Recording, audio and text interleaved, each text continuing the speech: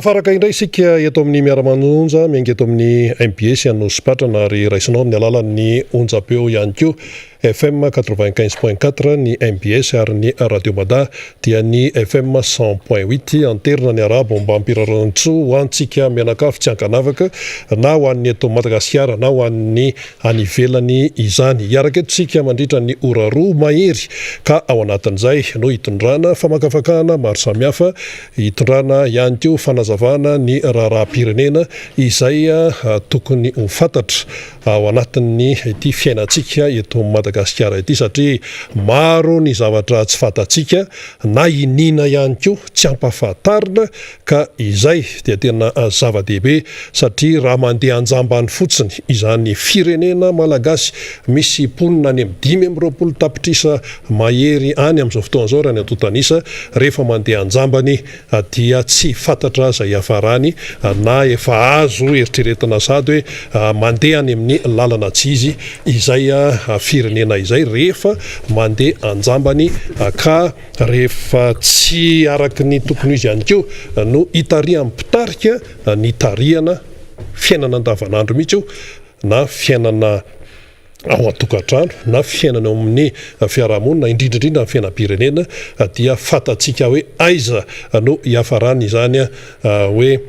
fitantanana mandeha any amin'tsy izany fitantanana mandeha anjambany izany ka izany no antom-pisiny itony fandarana Miara Manonja itony satria samy mba te hiaina ao anatin'ny afaliana sy ny asambarana isika mianakavy ary indrindrandrindra ho fitsinjovana andreo taranaka faramandimby any aorinany izay no ela tongolasy tongovavy fa hiditra amin'ny hatsiprian'ny fandarana sika eto avetrany ny tanora tiako Madagasikara izy ireo ary hitondra fanazavana ny tontolon'ny tanora mazava loatra satria Madagasikara dia firenena tanora raha ny tontanisa mivoaka izany misy ny staty mamoaka ny tontanisa fa misy ihany koa ny OIT izay rantsana anankiray ngeza be ao anatin'ny banky iraisam-pirenena mamoaka antontanisa izatsokajiny ary ao anatin'ny izany Madagasikara misy ny antontanisa avoakan'ny izany OIT izany ary mazava tsara fa i Madagasikara dia firenena tanora satria dia mihoatra ny any amin'ny 80 isanjato any ny eto Madagasikara dia ao anatin'ny fahatanorana kanefa ny tanora eto amintsika dia lasa eta-mavesatra ho an'ny firenena noho ny antony BDB no ny antony mety hoe avy amin'ny tanora fa no ny antony tsy fahaiza-mitantana no mahatonga an'izay ny asa tsy misy mitombony tsy fandriam-pahalemana ny tanora latsaka andalana eny amin'ny fianarana BDB tsy misy ivantanana izy ireny dia lasa eta-mavesatra indray misy olona ohatra ao anatin'ny tokantrano valo mianaka tanora ny 5 fa ny 3 no atao hoe efa tsy ao anatiny izay sehatra ny tanora zay na ankizy na efa olon-dehibe na ray aman-dreny fa ireo 9 ao anatin'ny 7 dia tokony atao hoe fanotra ho an'ilay tokantrano fa ny zava-misy ny anakenina tsy misy asa dia le ambony roa zany na hatelo zay ambony eo no lasa mizaka ny vesatra ao anatin'ilay tokantrano nefa tokony ifamatika amin'izay zany hoe ireo tanora zany zay maro anisy ao anatina tokantrano anankiray no tokony atao hoe izaka ny charge isan-karazany ahafahan'ilay tokantrano mivelona fa ny akamaroany eto amintsika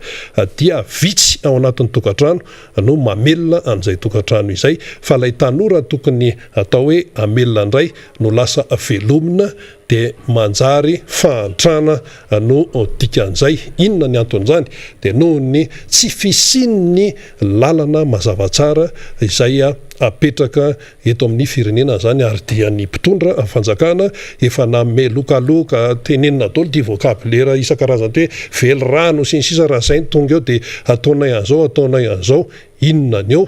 volakakafitra ny maro tsy miova ary raha misy arany fiovana dia miova makany amin'ny ratsiratsy kokoa raha ny fiainantsika amin'izao fotoana izao satria ny tarehimarika dia milaza fa mihamanitra hatrany isika ninona tenenina eto ninona fahaizana hoe mampiseho zavatra mamirapiratra sy endri-javatra atao hoe manaitaitra dia tsy ny resaka manaitaitra mihitsy akory no mampitombo mivoary any ambilaniny malagasy tompoko fa ny fanana ny asa ny fikarakarana ny tanora indrindra ka eto akaiko eto indrindra ny tanora anankiray avy ao Tsimondranao izy avy amin'ny tiako Madagasikara Rivo no anarany miarabany Rivo aloha tonga eto amin'ny Miara Manonja sambany ianao no tonga eto dia omenanao ary ny fiarabana dia omenanao avy hatrany ny fitenenana. Tsotra indrindra monsieur Irina Rabe nanokatra ho anay ihany koa ty Miara Manonja ty androany dia ombako manana ny fiarabana ny vahoaka malagasy rehetrarehetra manaraka izao fandarana Miara Manonja izao. Singanko manokana zany le zanako izay feno 10 taona androany izy dia joyeux anniversaire. Dia zay ngamba no fiarabana ho an'ny rehetra ho an'ny teknisana ihany koa isaorana karakaran'izao. Eny ary ka hiditra amin'ny Tsipriany sika miaraban'ny zaza ihany koa izay feno 10 taona anio zany araka ny nambaranao teo fa ny fanontaniana voalohany dia ny hoe ianao zao tanora inona no ahoana fahitanao aloha ny tontolon'ny tanora amin'izao fotoana izao eto Madagasikara dadasika be zay fa ny atao hoe aloha itsiny ny olana setrainy ny tanora eto Madagasikara. Tena marina tokoa zay ny tanora tena hita zany sedra olana amin'izao tsisy tsy mahita an'izany voaingana zao zany tsika no valany ny valina baka nefa tamin'ny herintaona roatra mbola tsy tafiditra amin'ny fianarana dia iampy indray zany zao ny tanora zany izay lahatra eny amin'ny université na tady fianarana zao sahirana zany zao ny ray aman-dreny ampiditra an'ireo mpianatra ireo mety maro no tsy tafiditra dia araka le teninao teo hoe ho vesatra indray ho sarja ho an'ny firenena indray izy ireo dia hitombo indray zany ny tanora ho chômage izay hita fa tena efa dangana be amin'izao tsika amin'ny teny izao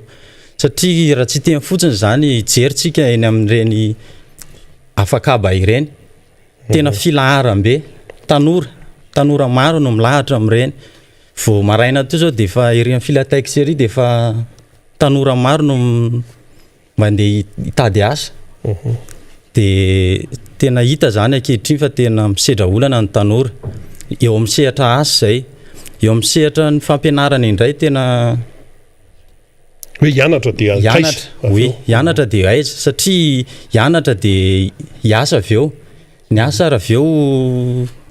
tsy ahita izy ny asa efa mihitsy raha potika noho ny antony maro samihafa potika hoe be dia be mihitsy zao ny orinasa potika amin'izao raha tsy laza fotsiny tsika fa tsy ny ohatra hoe ny akaiky tena hita foana zany ny macro macro tena hoe telona olona be dia be telona tanora be dia be ny asa tao ankehitriny zany tena hoe tsisy zay le asa zany tena hoe mampikaikaiky an'ny tanora ankehitriny dia mba io zany tokony mba hoe jereny ny fanjakana akaiky kokoa zany momba ny tanora fampivoarana ny tanora zany eto amin'ny firenena satria ireo tanora ireo no avy amin'ny firenena ireo tanora ireo no ny apitso ny firenena ka tokony hoe jerena akaiky zany momba ny tanora indrindra ny asa ny fampianarana sy ny manodidina an'izay ny mpitondra fanjakana etsy andaniny miteny hoe efa manao zay ny any amin'ny sehatra ny fanoerana manohatra foana mitsikera foana efa manao zay ianao ve mahita an'izany hoe efa manao hoe ezaka zany sa ahoana raha ny fahitanao aloha ny zava-misy iainana eto Madagasikara tsy misy foronona fa miara-mahita ny rehetrarehetra hoe efa manao samy manana ny atao efa manao ngamba izy monsieur télé efa manao izy manao communication be izay ambava daholo fotsiny zany rehetra zany ka raha faharitana amin'izay ny atao hoe efa manao dia efa atao efa manao tokoa zany izy satria amin'ny vava ny azy ny ataony fa raha hita mivaingana aloha tena tsisy fa vomay ara miletika zany ny sehatra ny tanora ny tontolon'ny tanora mihitsy zany ankehitriny no moatrany mipotika satria betsaka loatra zao ny tanora no renireny fotsiny ka tsy haiko hoe tena mipaka amin'ny tanora tokoa ve zany zavatra teneniny amin'ny télé radio ny Facebook sy ny sisa hoe manao an'ny tanora hoe manao asa ho an'ny tanora mikarakara ho an'ny tanora ka zay indrindra raha izay no zava-misy te antany anarivo amin'ny tanora tiako Madagasikara anao zany ianao moa zany eny Atsimon-drano eny tsy tonga ho azy na tonga anao ho tiako Madagasikara aloha dia anao moa zany tanora raha teo dia ao anatin'ny tiako Madagasikara nisy zavatra anseho tao matoy ianao mitondra titre mitondra kaskety hoe tiako Madagasikara inona zay so dia hoe mba tiako Madagasikara ny hafa dia iny koa mba hiditra sa inona ny zavatra tena niseho tao tena faharesen-dahatra ve le izy raha resy lahatra ianao amin'ny hoe tiako Madagasikara resy lahatra amin'ny inona ya tena tsara fipetraka tokoa zay fanontanianao zay tantara kely fotsiny ngamba no teneniko zay indrindra tamin'ny 2002 tena niatombohany zany 2002 io zany nidadako anisan'ny hoe mafana fo amin'ny resaka politika ary tena izy no anisan'ny tarika ny atao hoe KMSB tamin'izany tena tamin'ny fotoanandro ny tena tena Atsimon-drano teny ary tena hitako ihany koa zany fa volavolainy zany tao anatin'le resaka hoe politika satria tena hoe miresaka izy ao an-trano dia politika foana no resahany da nanomboka liana zany politika pampandrosoana io oui politika pampandrosoana satria tamin'ny nanomboka 2002 zany no anisan'ny tena tsapa hoe nisy tena fampandrosoana tena hoe hita zany tamin'ny filora valimanana nitondra dia tena zay na anisan'ny tena hoe narisika koa zany tao anatin'izay satria hoe ny papako zany nanoana ny filoha marikara valimanana dia hita tao anatin'izay sy resy lahatra tao anatin'izay fa tena hita tokoa izy fa filoha tena hoe vonina anarana Madagasikara sy anavitra ny Madagasikara dia rotsaka tao anatin'ny antoko team tamin'ny atao hoe tamin'ny feno taona nanomboka 2006 tany 2006 tany zany no feno 20 taona nanomboka teo zany dia nanomboka nyrotsaka tsikelikely nandalina zany ary hita zany fa tena matotra sady katsaka ny tena hoe tombontsoa iombonana tokoa zany le antoko dia teo ny tena hoe hiditra lalindalina kokoa taty aoriana ono namaly ny etaetaponao ve amin'ny mahatanoranao ny fotokefitra nijoroan'ny team tamin'izay sy ny nanaraka rehetrarehetra tena tonga dia valiko mahitsy hoe eny satria tao anaty pirofo kely hoe mba ahitan'ny any mantsy zao misy tanora atao hoe mbola mety misalasala izy na hoe hiditra atoko sy ohatran'izany dia mahita ny team izy mahitanao eto amin'ny plateau-ny Miara Manonja eto amin'ny MBS izy dia mieritreritra amin'izay izy hoe ay zany no tena fandehany dia anapa-kevitra izy ka mba hitondray fanazavana kely raha hoe mba ahafahan'ny tanora ohatranao zany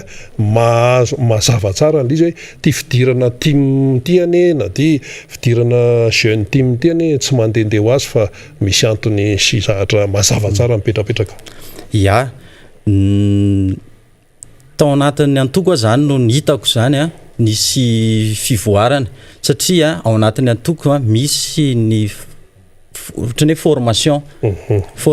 zany izy io mba ahafahana tanora tsy ho voavilivily ny hoe safidinao zany tsy ho voavilivily satria dia zava-dehibe loatra le safiditra iny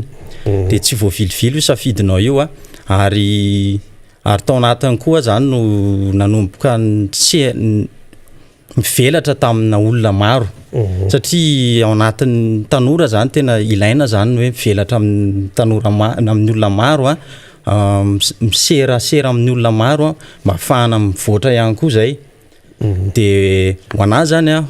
ho an'ny tanora zany hafatra kely misy tanora tsika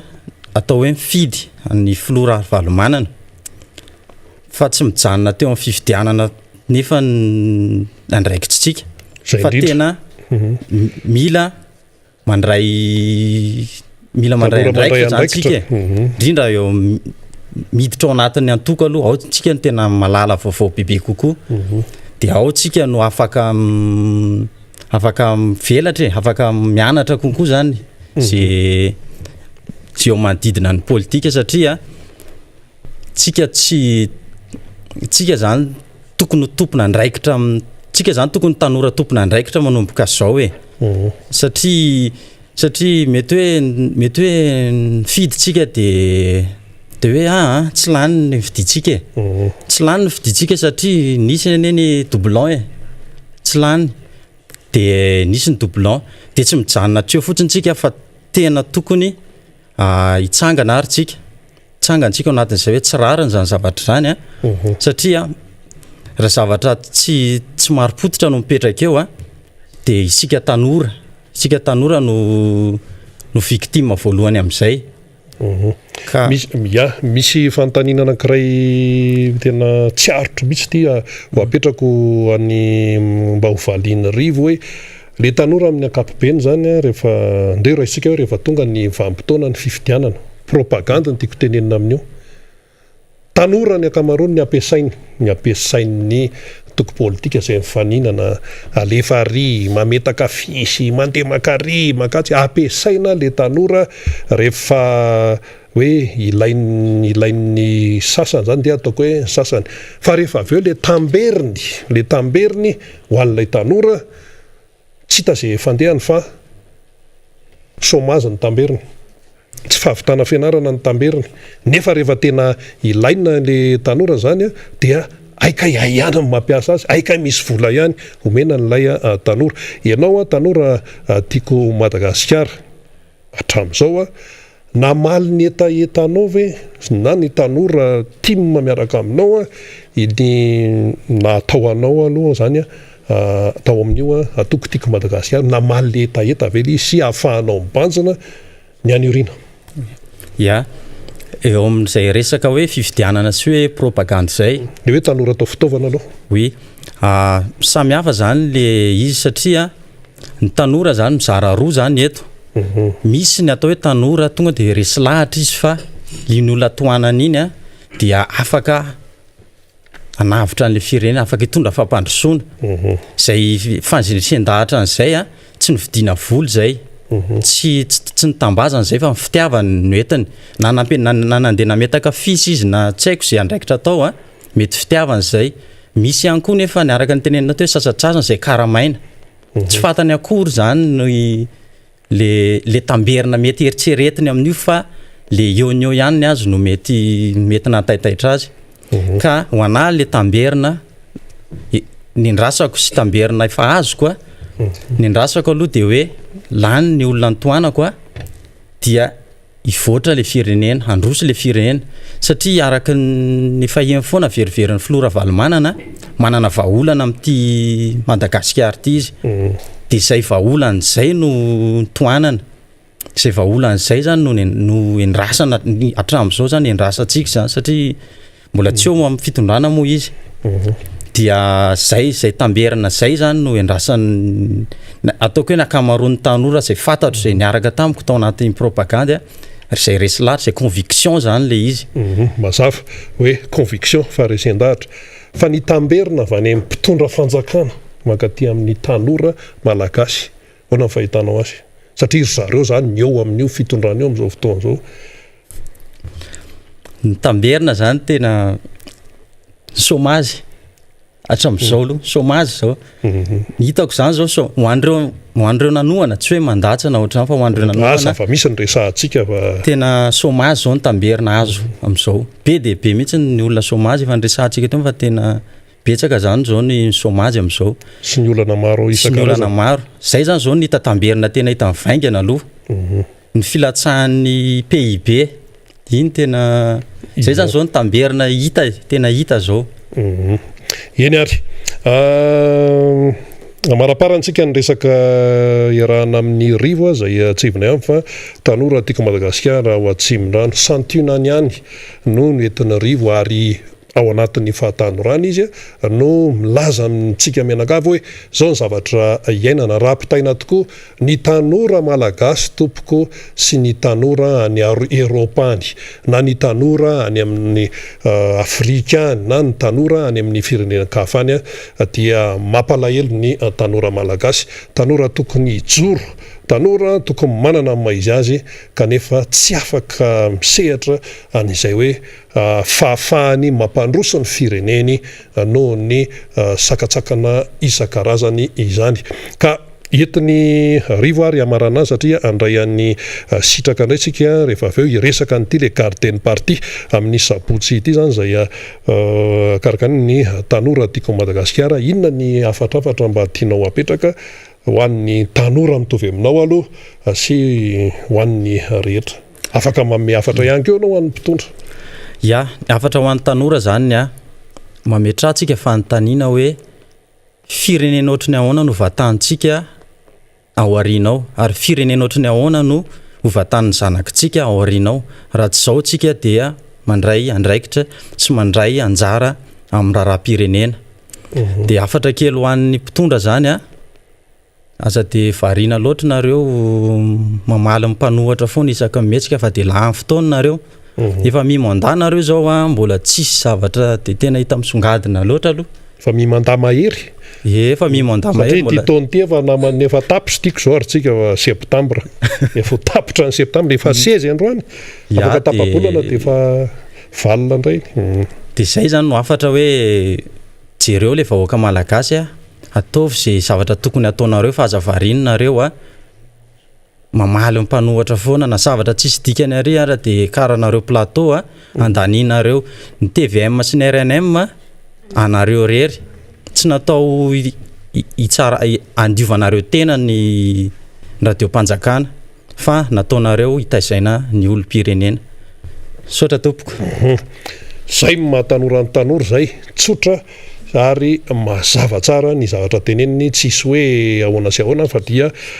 mazava tsara. Isaora ny rivo ny tondra n'izay fanazavana zay ny vahiny teto amin'ny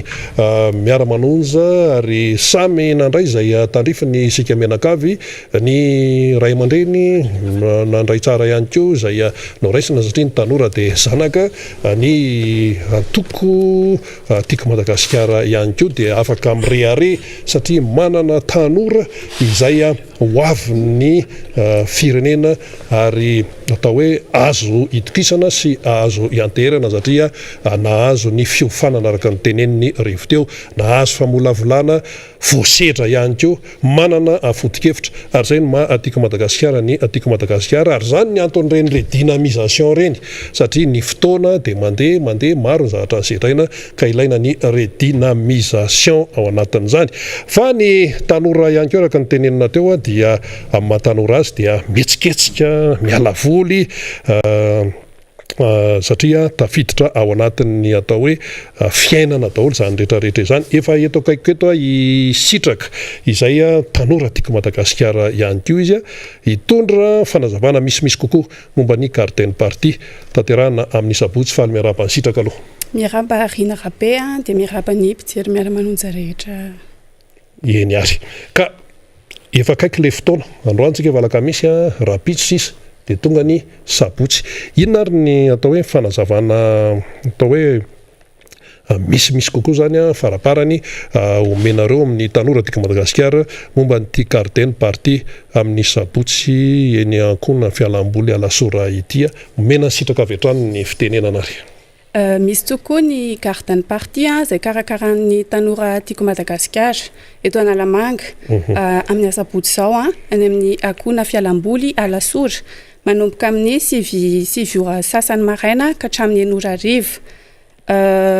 Ny tanjon'ny tanora tiako Madagasikara amin'izany dia hanao ny levée de fonds ho fanampiana ireo ray aman-dreny amin'ny fidiran'ny mpianatra. Dia ny zavatra hitany amin'ny toerana misy ny kilalao isan-karazany toy ny basket, pétanque, dia isy ihany koa ny piscine, dia misy ny karaoké, dia isy ny DJ, dia ny zumba party. dia misy koa ny sakafo tsakitsaky sy zava-pisotro amidy eny atoerana.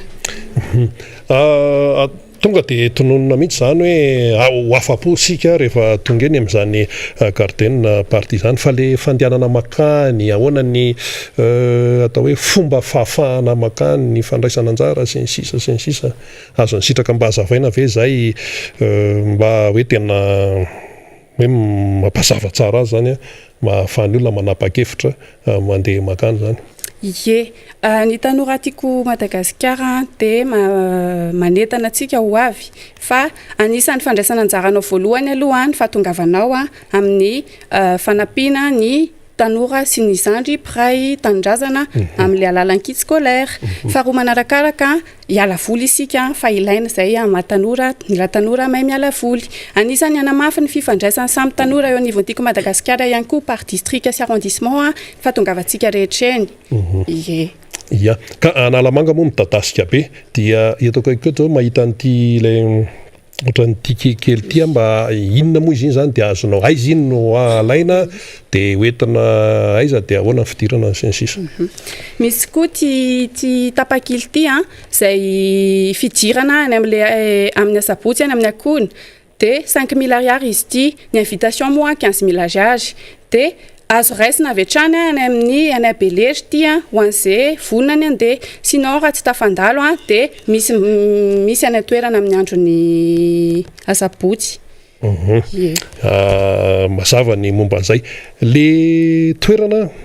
efa nazavaina teto ihany fa mety mbola misy ny hoe taratara kely aiza marina moa misy an'izy io fa zay zao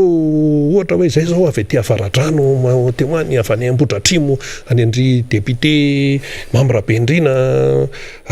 aiza ny lalana sy ny sisa mba omeo hoe toro-lalana kely amin'izay le lalana zay. Ok. Rehefa tonga eo amin'ny station Total zay ny repère le eo amin'le rond-point le iray le mahitsy ho any Alasora dia mbola manohy ohatry ny any Ambohimanambola dia juste aloha keliny eo misy sapanana en pavé mivily makany amin'ny droite, izany hoe sapanana Ambodrazaka zay ny mila tadidiana, sapanana Ambodrazaka dia mitsofoka mivily amin'ny pavé iny makany amin'le sapanana Ambodrazaka dia juste eo aloha eo misy pont dia juste après pont no mivily à droite dia efa misy soratra hoe misy toro-lalana manoro hoe makatiny makany amin'ny akona fialamboly. Fanombohany moa fa nytenenana tao fa mety miafarany amin'ny firy any izy io dia ahoana ny organisation hatreto aloha prévu mifarana amin'ny Enora-Riva izy fa miankina amin'ny ambiance eny toerana dia zay no ahafahana mahita hoe tohizana raha mahafinaritra. Azo antoka fahafinaritra io ka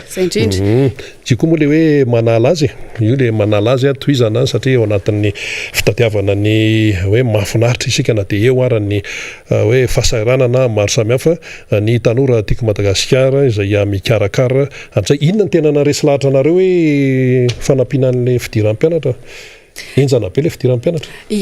Tsy raha malala ny fahasahiranana misy amin'izao fotoana izao indrindra fa ny ho an'ireo ray aman-dreny ampiditra mpianatra. Ny fianarana raha atao ihany koa no anisan'ny fototra voalohany amolavolana ny olona anankiray. Marina izany. Dia nanapa-kevitra izahay tanora hoe hitondra ny anjara birikinay hijoro andray andraikitra anampy andreo mpiray tanindrazana izay ao anatin'ny fahasahiranana surtout amin'ny fidiram-pianatra. Raha tsy tanora ihany fa mba afaka makany koa ve mba zokonjokony ohatrohatr'izay mba fanotohany eo ahoana ny fandehana. Amin'ny mahatanora tompona andraikitra sa hijoro dia dingana voaloha izao mety efa nisy dingana ihany tao aloha fa tia moa izany tena hoe anisany hoe anankiray nolazaina teto fa mbola hiroso kelikely makany izahay hijery ampandroso ireo tsy voatery hoe tanora mitovy aminay io zao zandry ireo zao aloha dia mandetsika ary ndray aman-dreny mba hoe mbola ho avy ny fotoana hoavy mbola ho avy ny fotoana ozy sitraka mara zany satria mifameno daholo moa ny zavatra rehetra izany. Misy manontany sady dia zao mety lasa aloha ihany ny fanontaniako hoe rehefa vita izy io ahoana ny organisation zany amin'ilay fitsinjarana sy ny sisa satria tanora nareo manao azy tanora tiako Madagasikara satria mety efa misy manontany azy hoe dia mba mety mahazo anjara amin'izany ve zay keny mba sahirana ahoana sy ahoana inona ny atao hoe fandaminana re ie tompoko rehefa vita ny garden party a zany hoe azo ny vola tamin'izany a misy moa zany ny komity a miandraikitra an'izy io a izay ahitana ny président an'ny gentime par district sy ny arrondissement a dia ry zareo nefa komity mitantana an'io sy mikarakara an'io a miaraka amin'ny tanora tiako Madagasikara mazava ho azy dia rehefa azo ny vola dia zaraina par arrondissement sy district dia akinina tanteraka amin'ny président sy ny birao an'ny gentime par district sy arrondissement no miandraikitra ny satria ireny mahafantatra an'le olona any toerana ny olana page commune misy hoe aiza tena reraka aiza mila toanana aiza mila pina oui eny ary mazava tsara izay teneniny sitraka izay fa dia amin'ny sabotsy zany ny fotoana eny akona fialamboly eny lasora amin'ity garden party izay karakarainy ny tanora team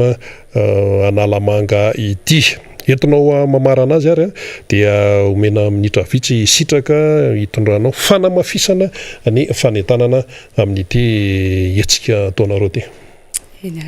manasa antsika rehetra ho tonga any amin'ny garden party izay karakarain'ny tanora tiako Madagasikara amin'ny asabotsy ho avy izao any amin'ny akona fialamboly alasora tongava maro entiny namana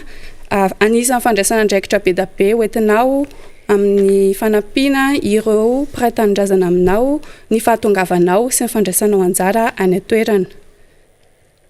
eny ary dia misaotra ny sitraka nitondran'izay fanampy mpanazavana izay araka ny nambara teo zany dia eny kona fialamboly alasora ny fotoanantsika amin'ny sabotsy zao zany hiatrika an'izay le hoe garden party izay fijerena ny mpiarabelona daholo zany rehetrarehetra zany satria tsy afaka hoe hojerena fotsiny ny olona sahirana ny tokantrano sahirana ary dia efa fandraisana andraikitra ary araka ny tenenin'ny rivo teo hoe izay ilay fandraisana andraikitra izay no tena zava-dehibe rehefa tsy handray andraikitra ny hafa dia raisina ny andraikitra ary ny tiako Madagasikara moa zany dia efa manatanteraka ny tandrify azy misy tanora tiako Madagasikara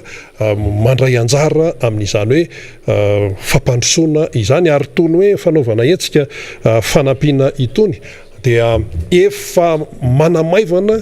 ny olana sy ny vesatra izay atrehan'ny ray aman-dreny miatrika ny fidiram-pianatra amin'izao fotoana izao na atao hoe kaheray na kaheroa na rehefa hoe fanampiana zany dia efa misy dikan'izay rehetrarehetra izay ny fanjakana moa ny tenen'ity le hoe 0 ariary ty amin'ny fampidirana mpianatra asa aloha hoe tena tanteraka araka ny tokony izy ve izay 0 ariary zay fa raha ny hita eto 0 ny resaka eny eto 0 sekolim-panjakana io fa misy vola mivoaka ihany ny ray aman-dreny amin'izay le hoe fampidirana mpianatra fa tsy tanteraka araka ny tokony izy ilay no tenenina izany ka izay no anisan'ny hitondrana tsikera tsy hoe fitenenana isakan'izay mety sy akory hoe nareo ko ao amin'ny Miara Manonja nareo mpanohatra dia tsy manandraraha fa tsy mitsikera sy atao hoe manohatra fotsiny hoe manohatra anjambany diso be zany tsy misy mihitsy ny fanoherana anjambany eto fa matoa zany misy ny fanoherana izay atao hoe misy amin'izao fotoan'izao hoentin'ny mpanohatra dia fanoherana tena mitombona li satria miainga amin'ny zava-misy eto amin'ny firenena miainga amin'ny marary ny malagasy nahoana moa no tsy isa no fanoherana tsy maintsy misy ny fanoherana satria le malagasy nampanantena ianao an'zao fananika ny fahatelo taona ny mitondran'ny mpitondra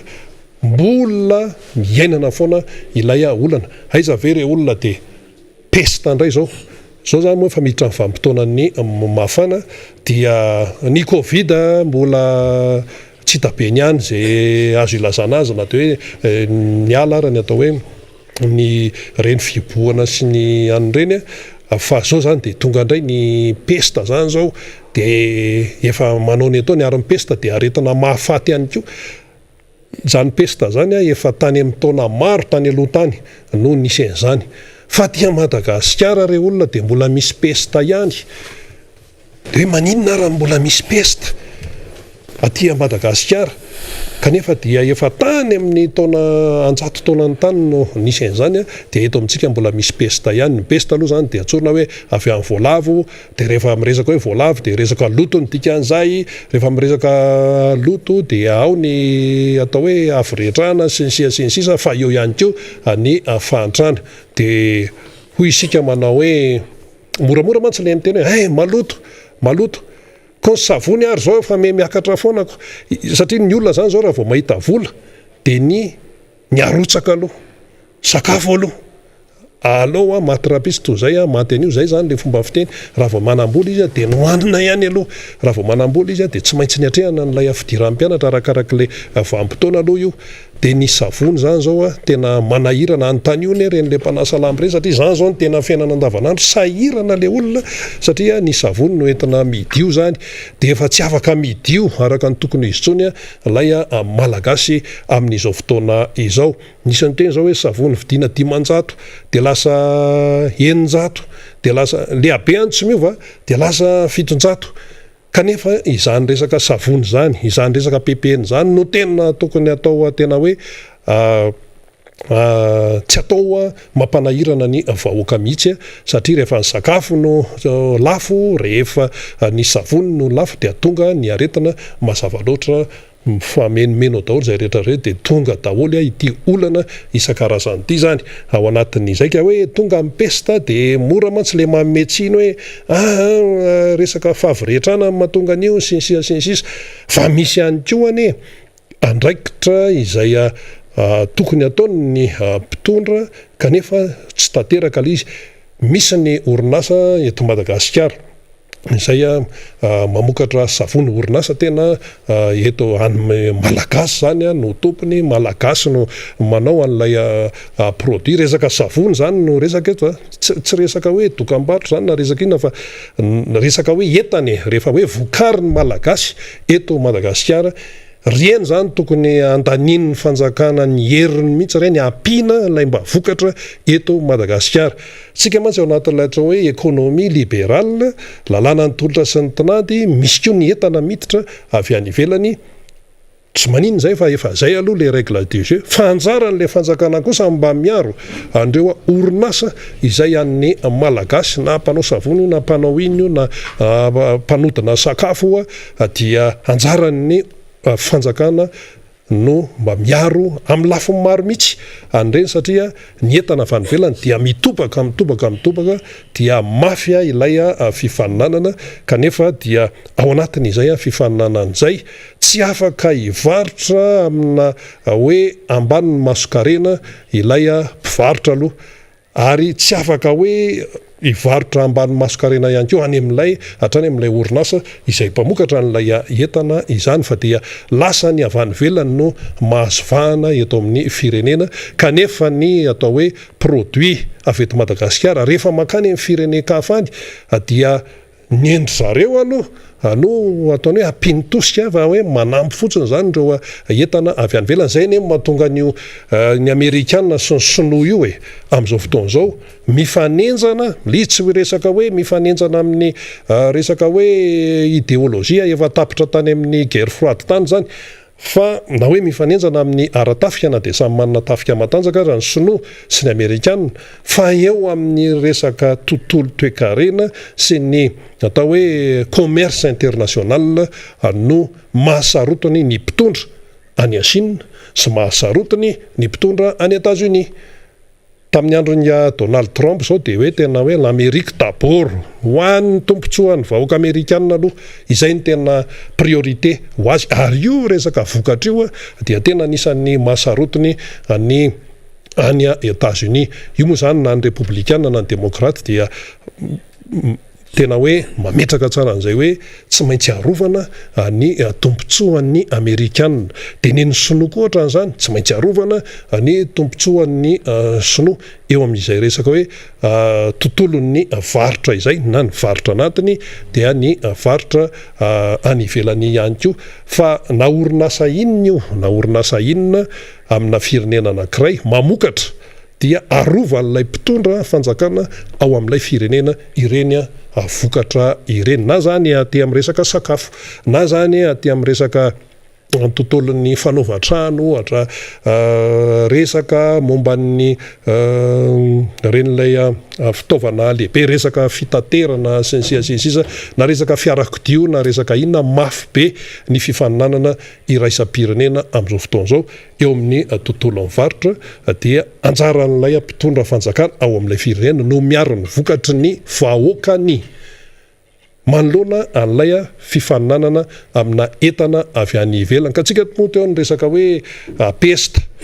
tsy mahavidy savony ny malagasy dia zany zao mba tokony hojeren'ny fanjakana mba harovo ilay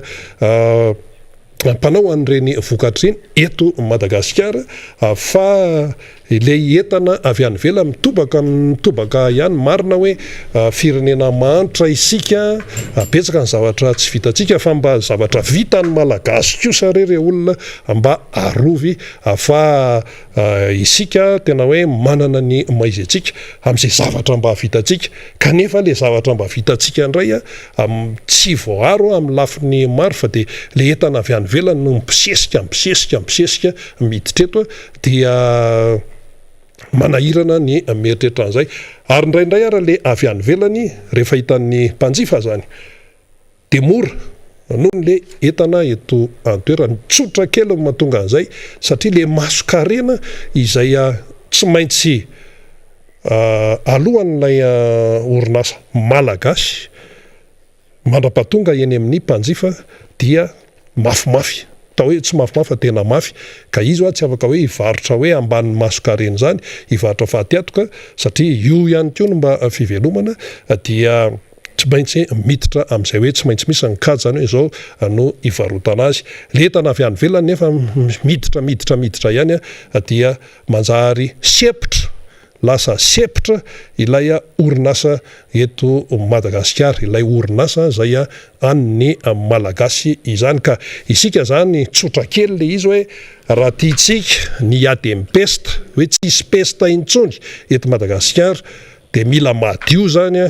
ny malagasy iray manontolo tsy tenenina fotsiny anefa zany fa rehefa midio zany dia mila savony mila fitaovana fidiovana isan-karazany zany dia any tokony mba jerena satria tena fiainam-bahoaka zany fa amin'izao fotoana izao ne tena sahirana mihitsy zany ilay vahoaka malagasy ary azo tarafina amin'ny resaka fahasalamany ilay izy tsy tokony isy pesta tsony eto ninona tenenina fa eto amintsika dia mbola misy izay pesta zay dia rehefa mipotra le pesta dia mikoropaka indray atao an'izao zao indray fepetra raisina fa le fepetra mialoha zany izay tokony ho raisina tsy raisin'ny tompon'andraikitra dia rehefa mipotra le olana zay vao mikoropaka ilay izy mikoropaka hoe atao an'izao indray sy ny sisa ary ny fitsabonan'ny pesta manahirana satria tsy maintsy misy ny tsindrona ary tena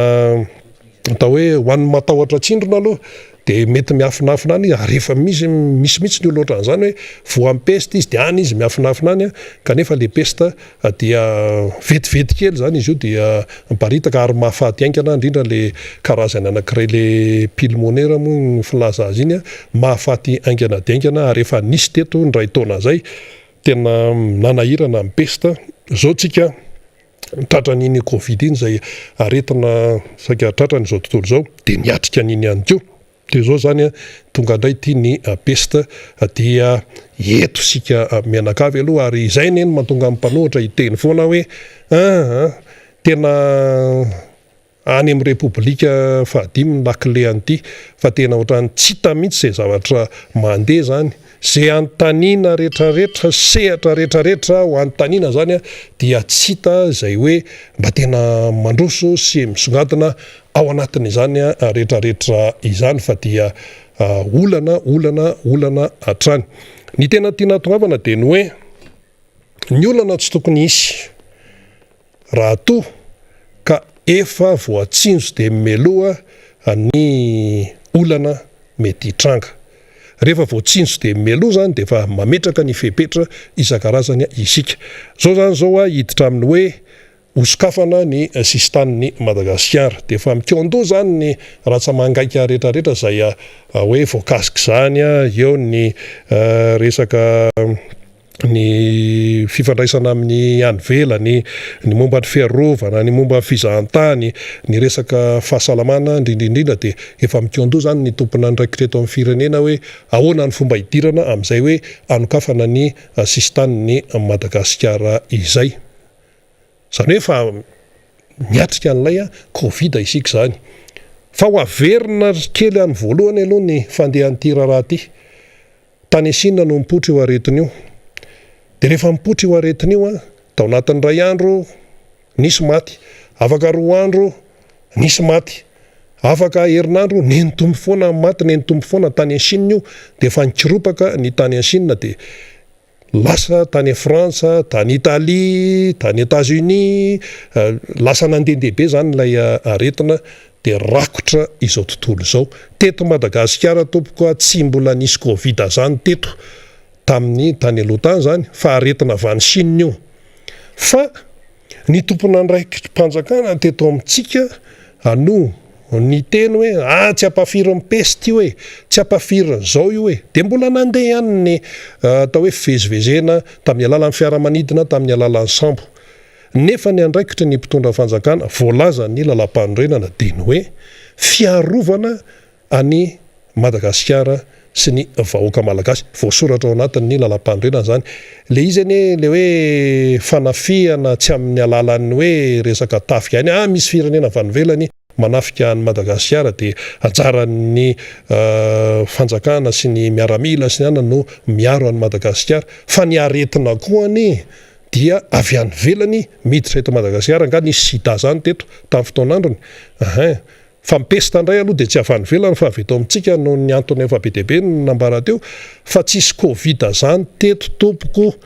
ary efa nanomboka miparitaka maneran-tany zany ilay Covid, mbola tsy nisy teto Madagasikara, dia mbola tsy taitra ihany ny mpitondra. Président Marc Ravalomanana efa nyteny idio io frontiera io, idio tamin'izany fotoana zany, fa mbola tsy izay no namaika ny mpitondra fa asa moa izay nieritreretan-jareo hoe ahoana sy ahoana, fa efa nyteny ny filoha Marc Ravalomanana hoe idio le frontiera. Dia iny ary le izy fa nanomboka nitatra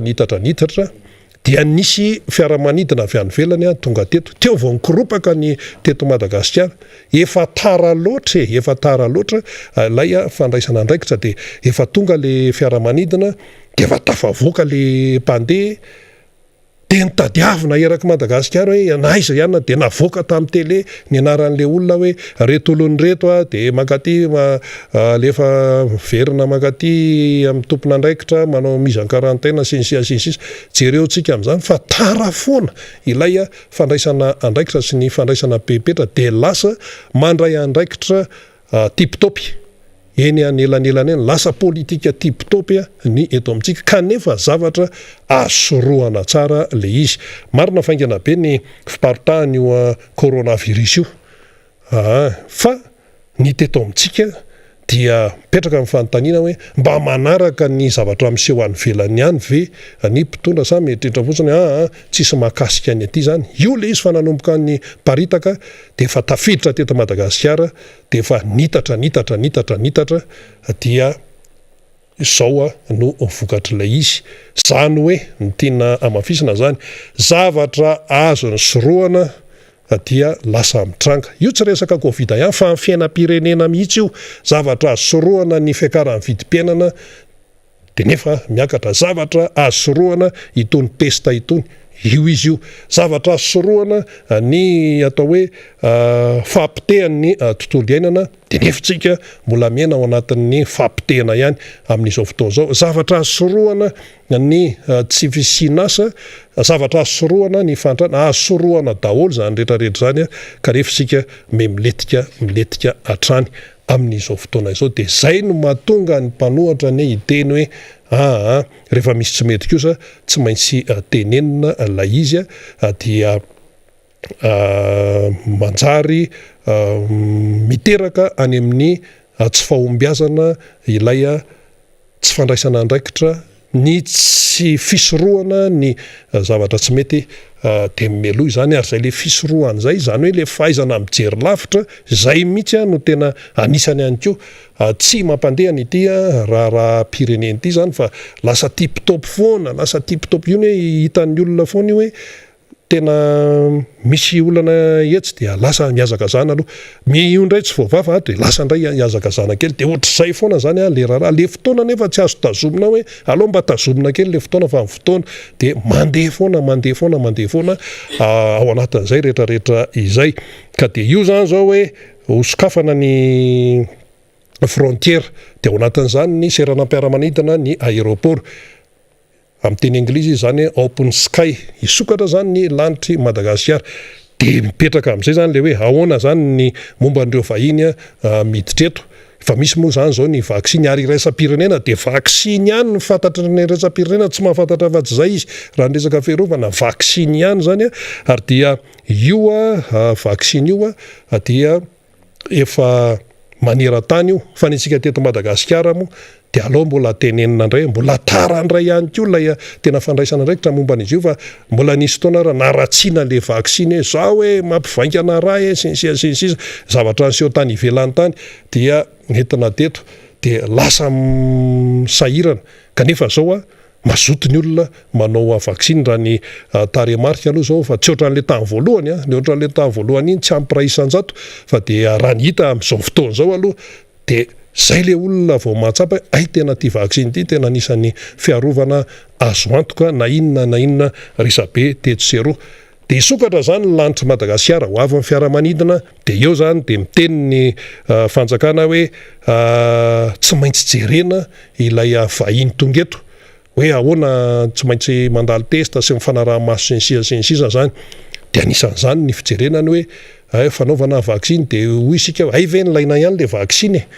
nilaina ihany le vaksiny zany hoe efa tena taraiky be zany tsika zay vao nametraka an'izay le efa fomba fijery tena mipetraka zay hoe ilaina ny vaksiny ka zay moa izy miteny foana hoe aokotsika mba hitandry tena foana aloha na inona na misokatra ny lanitra Madagasikara efa tsy misy tsony ny hoe fepetra ara-pahasalamana ohatran'le tany aloha de mila mitandrina hatrany sika satria hoe sao de hoe ny Covid no tsy mahavoa fa mipesta ary mipesta tsy isy vaksiny fa azo tranona indray anefa izy mila fantatsika zany rehetrarehetra izany tsy maintsy ny tenenina zany mba ahafahantsika zany mba hoe mahafantatra ny zava-misy ary okotsika menakavy anaraka vaovao foana fa tsy ho verebreby mizavatra mirentirenty eto sy aroa satria ny tokantrano isan'isany ihany no tompona andraikitra amin'ny isa-tokantrano izany ka mila mahafantatra ny zava-misy isika menakavy fa hiakatra eto ny namana fanirina zava-manantany hiaraka amin'ny député Mamy Rabenirina izay voafita amin'ny alalan'ny Tiko Madagasikara tao distrikan'ny Ambohidratrimo izany manan-javatra horesahana maro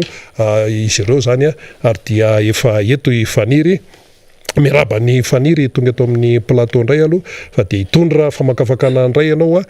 sy ny député Mamy Rabenirina ndao ary za tsisy eny ary de misaotra Rina Rabe Mananjara de miraba ny teknisianina atsika ihany koa mbola tafara-dalana androany Alakamisy fa 9 volana septambra tena mandeha de mandeha fotoana 3 volana zany sisa de ho tapitra indray ny taona 1 2 Rina Rabe Mananjara zany hoe oktobra novambra desambra tena efa akaiky zany miraba atsika rehetrarehetra naizanaiza toerana misy atsika de anaovana zay araba izay zany anisan'izany isika ao a Paris ao La Roche ao any Frantsa zany resahana zany omaly koa tsika de nahazo afatra hoe tena mba mihaino tsara mihitsy ny namana ny RDC any any Djibouti any de misaotra indrindra tompoko misaotra indrindra fa de mahafinaritra ny fandraisantsika ny fandarana zany ny namana mpanaraka any Maroantsetra marobe anareo any maransetrany no manaraka de ny any mananaravaratra ihany ko tena mavitrika be mihitsy ary manoratra mihitsy anareo ny amin'ny zava-misy any. Ny namana etsy ambodiny sotra anaovana kokoa satria dia misy namana mpanaraka be atsika mihitsy aho de manao ny araba foana hoe efa vonomboninato zay avy aty ambodiny sotra marobe ny foko tamy mandray atsika fa singany zany satria ao anatin'ny fahavitrehana atsika indrindra ihany ko ny aveny manjaka andriny eny dia misy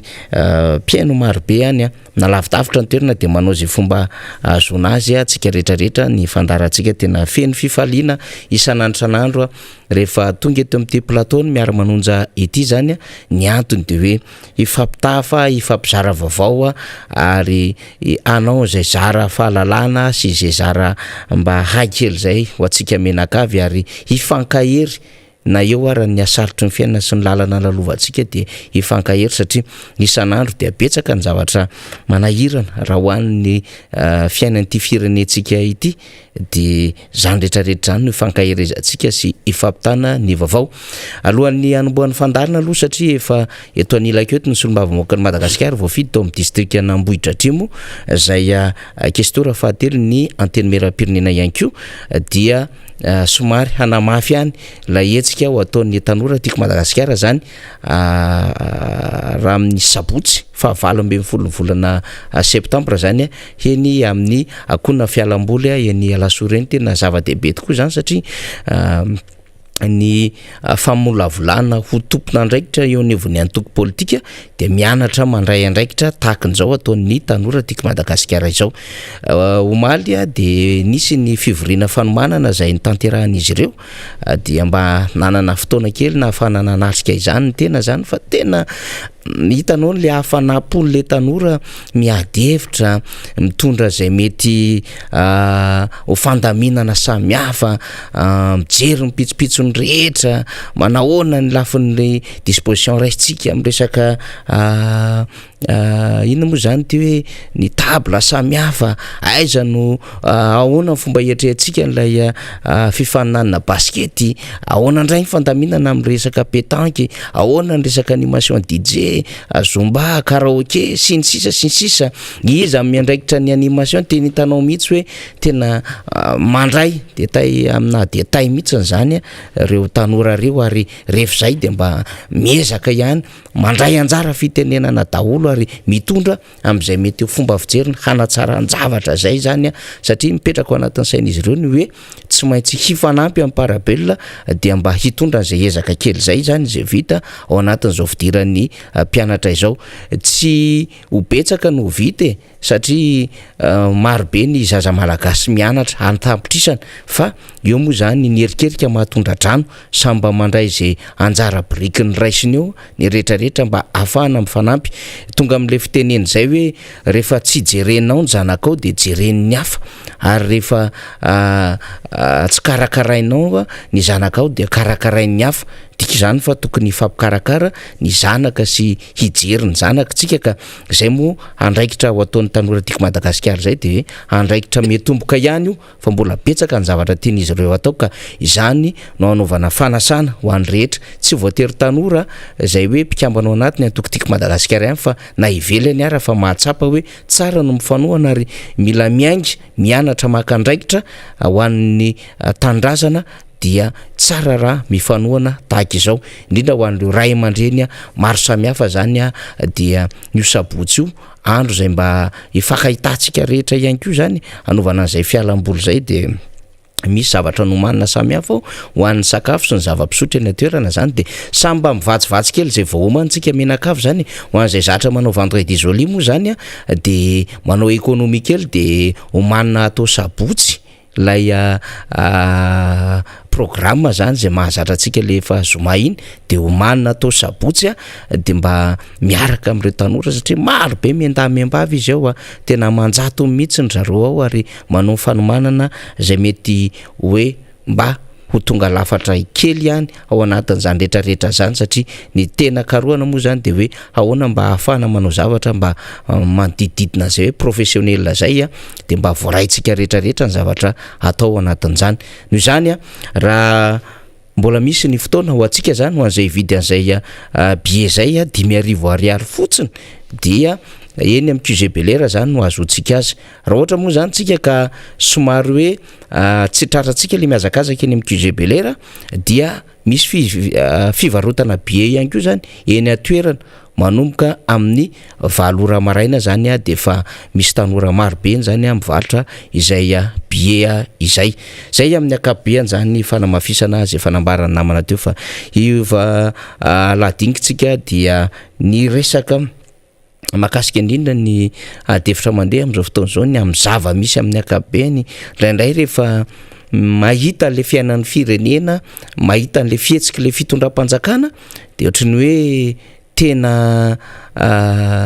tsisy asa atao afa-tsy ny manenjika ny fanoherana le fitondram-panjakana satria zay zavatra rehetra atao le fitondram-panjakana dia ilika ety amin'ny mpanohatra avokoa na tsisy andraikitry ny mpanohatra ary ao anatin'izany fa vokatry ny skandala, vokatry ny fanapahan-kevitra diso raisin'izy ireo na vokatry ny tsy fitovim-pijeriny izy ireo dia mialohana foana ny mpanohatra hoe ny mpanohatra no mikopakafo, ny mpanohatra ny ao ambadiky reny de mba hitondrana fanazavahana zany lafin-javatra zany amin'ity fandarantsika ity. Hiresaka makasika ny vidim-piainana ihany koa izay sy ny namana depute Miara Bendrina rehefa avy eo satria dia efa saika nomanina moa zany tamin'ny herinandro tamin'ny fiakarany depute Miara Bendrina kanefa maromaro ny zavatra tsy maintsy nresahany indrindrandrindra ny resaka senia dia androany zany no nomena fotoana izay resaka fiakarany vidim-piainana zay satria mampikaikaika ny sehatra rehetra izany dia hitondra fanadihadiana makasika izay sy fanazavana zay tokony ho fantatra zany ny tena koa sy ny depute Miara Bendrina amin'ny akapobeany reo no ivalam-parany adevitsika am'izao maraina izao. Miarabanao Andriamatoa Solombavimaoka tafaradalana eto indray zany tsika androany Alakamisy fa 9 ny volana Septambra ity. Miaraba fanira zafimanatany, miaraba Riana Rabe Mananjara, miaraba nareo solotenan'ny tanora tiako Madagasikara zay nandray anjara tamin'ity fandaharana androany ity, miaraba ny teknisianina rehetra ao ambadika ao na eto amin'ny MBS radio sy fahitalavitra zany na ny eo anivon'ny radio Mada 107.7 izay Miara Manonja am'izao fandaharana zao fa indrindra miaraba antsika rehetra mpanaraka ny fandaharana zay miandry vokatra avy am'izao fifampiresahana isan'andro, fizarana vaovao isan'andro zao mba hoentina manatsara ny fiainam-pirenena amin'ny akapobe. Androany faniry mamela iraba manokana ny district Nambodratrimo zay maro ihany koa no manaraka izao fandaharana zao indrindra eo amin'ny commune Nambotrimanjaka zay avy nanaovana tatitra amin'ny Mahasolombavimahoaka omaly tolakandro ary betsaka ny resaka ny fanaovana tao niona tamin'ireo solotenan'ny rafim-piarahamonina rehetra misy eo anivon'ny commune Nambotrimanjaka tamin'izany nahafahana mifanakalo hevitra, nahafahana mifampizara vaovao, nahafahana nijery hoe ahoana ny fomba natsarana ny fomba fiasa eo amin'ny asa Mahasolombavimahoaka fa indrindra nandraisana mivantana ireo sosikevitra avy amin'ireo solotenan'ny mpiarahamonina reo ny amin'ny zay mety tokony hoentina anatsarana ny fiainan'ny firenena am'izao fotoana izao. Araka ny lazainao teo hoe tamin'ny herinandro lasitsika dia nanomboka ny resaka kely ny eo amin'ny lafin'ny fanjifahana sy vidim-piainana amin'ny akapobeny tamin'izay fotoana izay faniry nresakitsika ny amin'ny hoe nresakitsika dia miaingy avy amin'ilay baiko toromarika nomen'ny filohan'ny repoblika ny mpikambana teo anivon'ny gouvernemanta talohany am'izao fotoana izao tany amin'ny tapatapaka ny volana aogositra tany hoany izy io nisy filan-kevitra tamin'izay raha tsy diso izay nanomezana baiko no hoe ao anatin'ny 3 andro tsy maintsy mahita vahaolana ianareo, ao anatin'ny 3 andro tsy maintsy midina ny vidim-piainana zay mihitsy le izy niainga tamin'izay nyresantsika teto tamin'ny herinandro ny amin'ny hoe 30 andro taty aoriana inona ny zava-misy tsika nylaza fa tsy azo atao fialana tsiny no efa novaina ny gouvernemanta fa rehefa toromarika ny filoham-pirenena dia manana endrika didy tsy maintsy tanterahana iny ary rehefa tsy misy no mifanohitra zay avy amin'ny filoham-pirenena ihany de mbola mipetraka izay baiko zay ka tao anelanelan'izay 30 andro efa mahery izy zao a tao anelanelan'izay tsy nisy ny teny hoe ampitomboy 3 volana indray lay ampitomboina 3 volana indray lay fepitoana mena mpikambana amin'ny gouvernemanta na de efa niova aza mpikambana amin'ny gouvernemanta fa tazonitsika amin'ny mahampanjifatsika amin'ny mahasolo tena amin'ny vahoaka atsika amin'ny maha-olo-pirenenantsika tazonitsika amin'ny teniny tompon'andraikitra eto amin'ny firenena tazonitsika amin'ny teniny amin'ny baiko ny fahefanam-panatanteraka ny amin'ny hoe aiza ho aiza ilay hoe ao anatin'ny 3 andro a tokony hidina ilay vidim-piainana ary tokony hisy fiovana ny fiainana mba tsy ho lasa hoe lasa natao antony andravana le gouvernemanta na anoloana le mpikambana atao anatin'ny gouvernemanta fotsiny a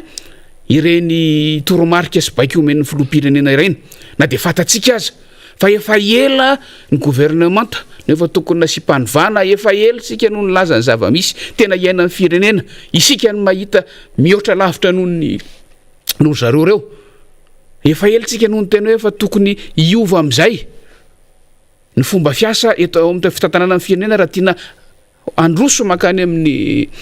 tsaratsara kokoa ny fiaina amin'ny vahoaka malagasy ary efa ela tsika noho ny tena fa tsy mipaka any am'bilan'ny vahoaka malagasy mihitsy ange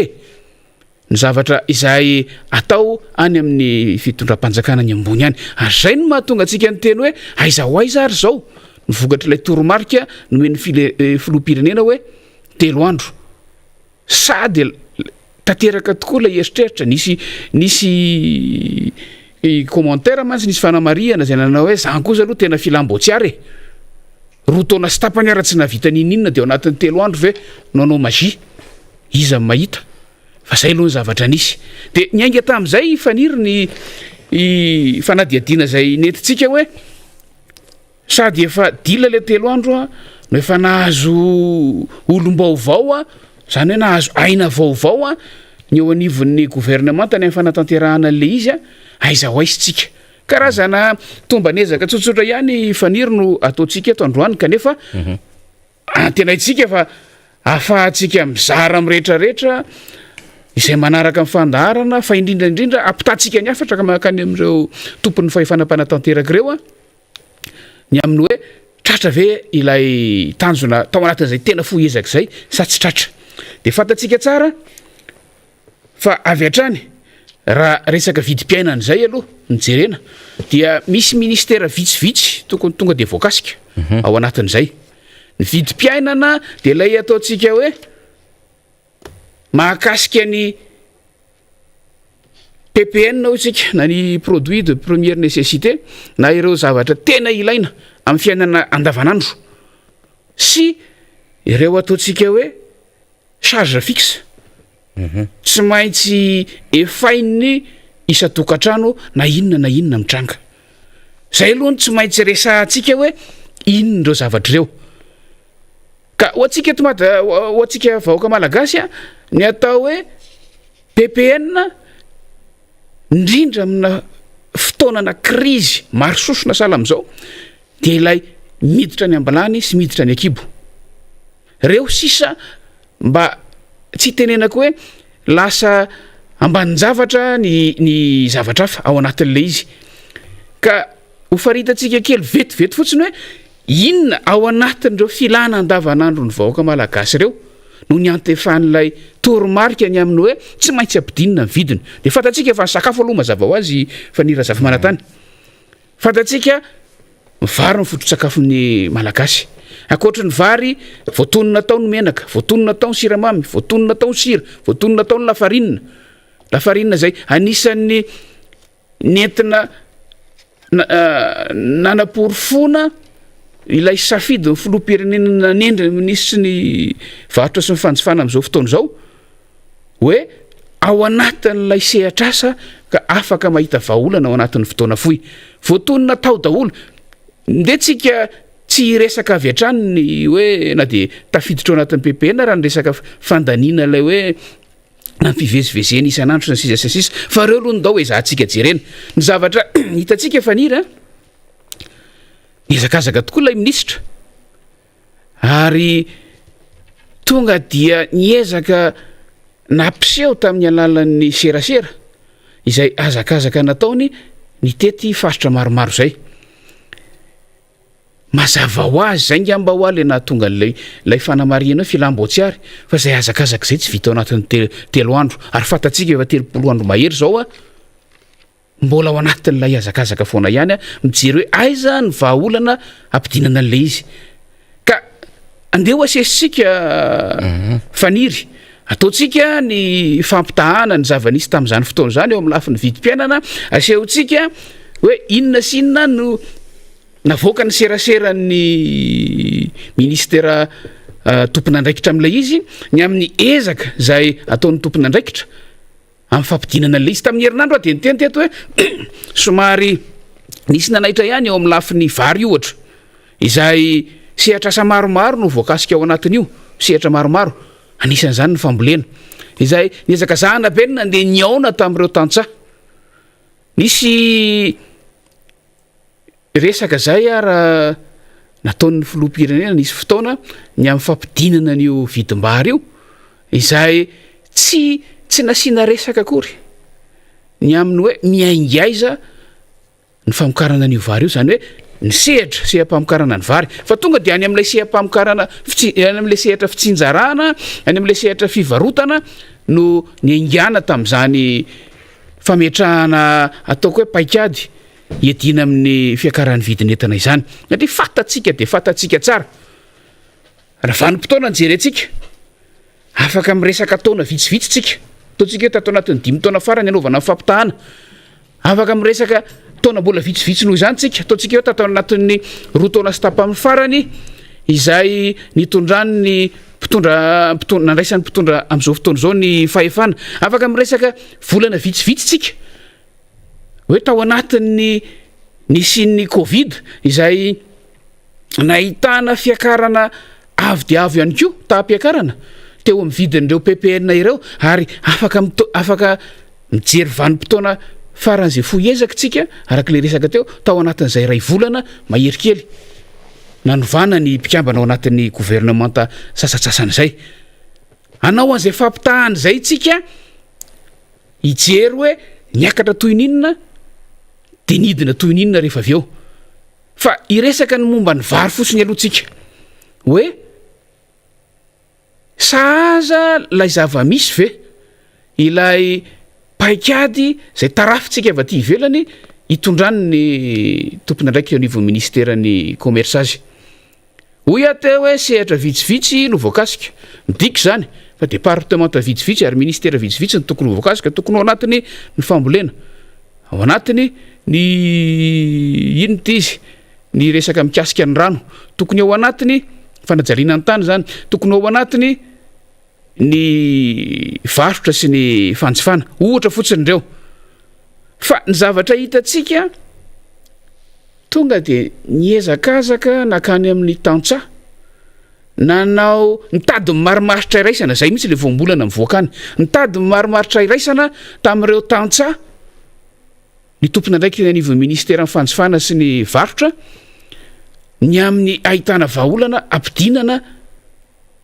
ny vidin'ny vary de napetraka iny fanontaniana tamin'izany hoe efa nijerena aloha ve inonavy ireo antony napakatra ny vidin'entana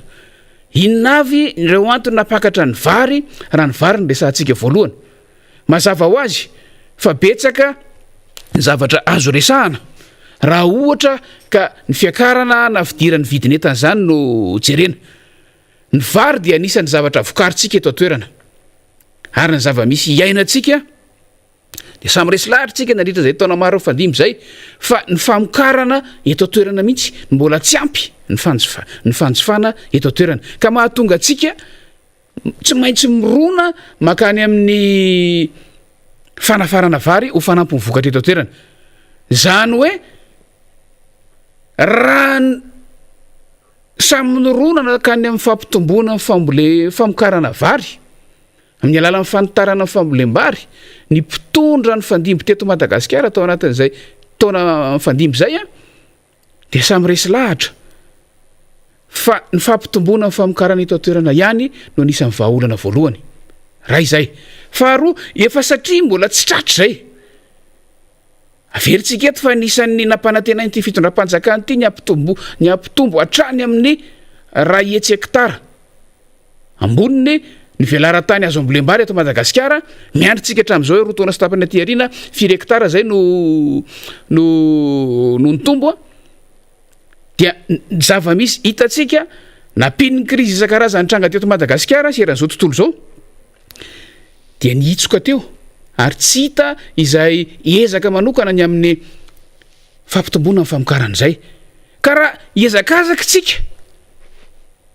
ho any amin'ny mpamboly sy ny tatsaha ny mpamboly vary amin'ny akapobeny inona moa no maromaritra iraisana azo jerena any sanatria ve hanery na hanampitamby na iangavy ny mpamboly vary hoe ahenao ny vidin'ny vary miala avy aty aminareo zany hoe hanery na hanampitamby na iangavy mpamboly vary hoe amdio masokarena na amdio faty-antoka ny vokatra zay vokarinareo amin'ny resaka fambolem-bary dia teo no mipetraka amin'ny fanontaniana hoe sao dia diso lalana ary ny paikady izay hoentina miady amin'ity fiakaran'ny vidin'entana ity fa hoy izahay hoe ny tokony ho jerena inona ny tena antony nampiakatra azy izay ny akamarony dia eny anelanelana miala any amin'ireo mpamboly ireo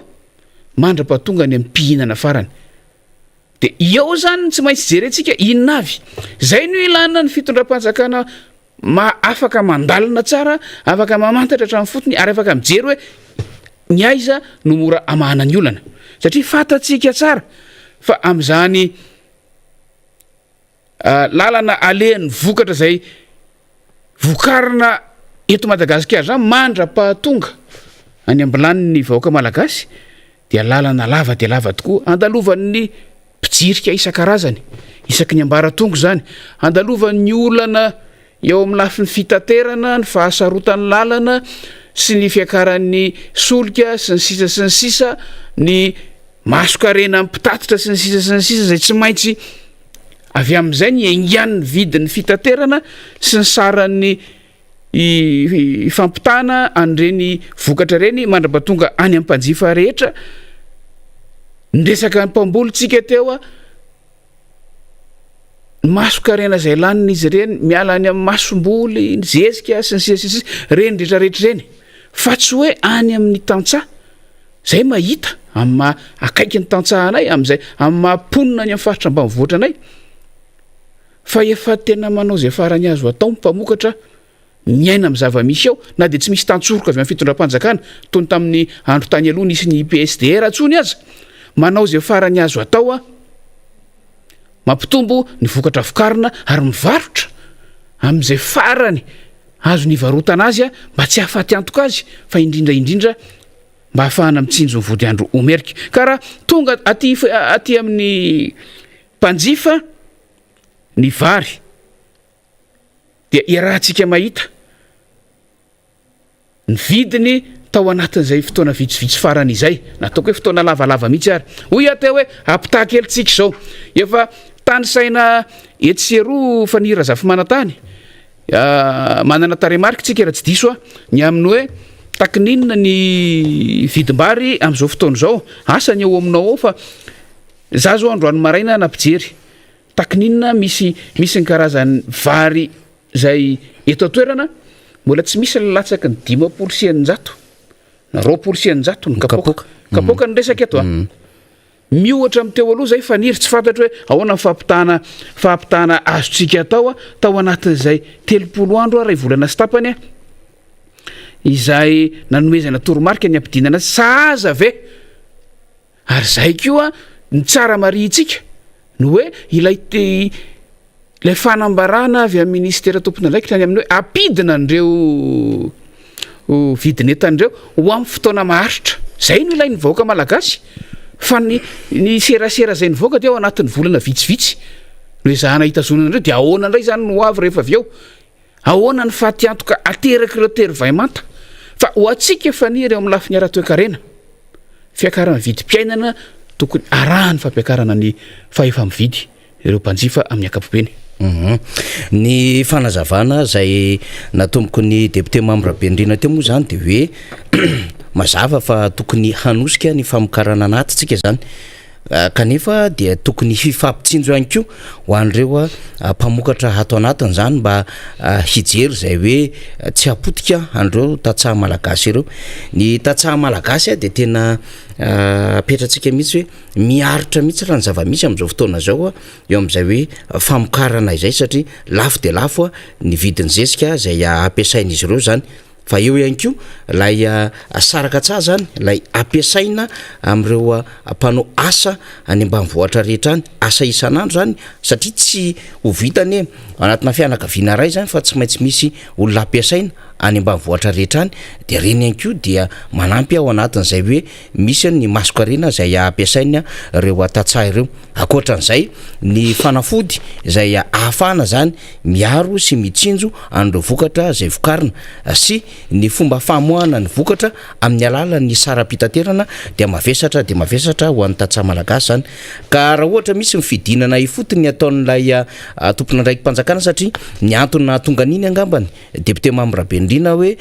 midina havy hatrany ireo ministra dia niainga avy amin'le baiko ny filoham-pirenena tamin'ny fanendrena ireo mpiambina teo anivon'ny gouvernemanta teny amin'ny lapam-panjakany avoloha hoe mila midina ifotony ireo ministra de lasa niazakazaka pitson'iny zany hoe nidina ifotony de nijery an'le vokatra zay varotan'le tatsaha. De rehefa mandeha ny atoerana de vaolana ny tadiavin'ny olona hoe io 700 ariary ny kapokany vary io ho tafidina ve io anoany amin'ny 400 ariary na 500 sy 700 ariary na 500 ariary. Raha 500 ariary ny kapokany vary zay mitovy sarandalana iray mandroso zany resantsika zany de azotsika antoka zany fa manodidina anoany amin'ny 700 sy 1000 ariary ihany zany ny kilaony valo zany na 500 sy 700 sy 1000 ariary zany. Tsika resanao anatin'izany de hoe ny kapokany vary nefa am'izao fotoana zao de 700 ariary. No zany tsisy miracle zay ho ataony ny tatsaha malagasy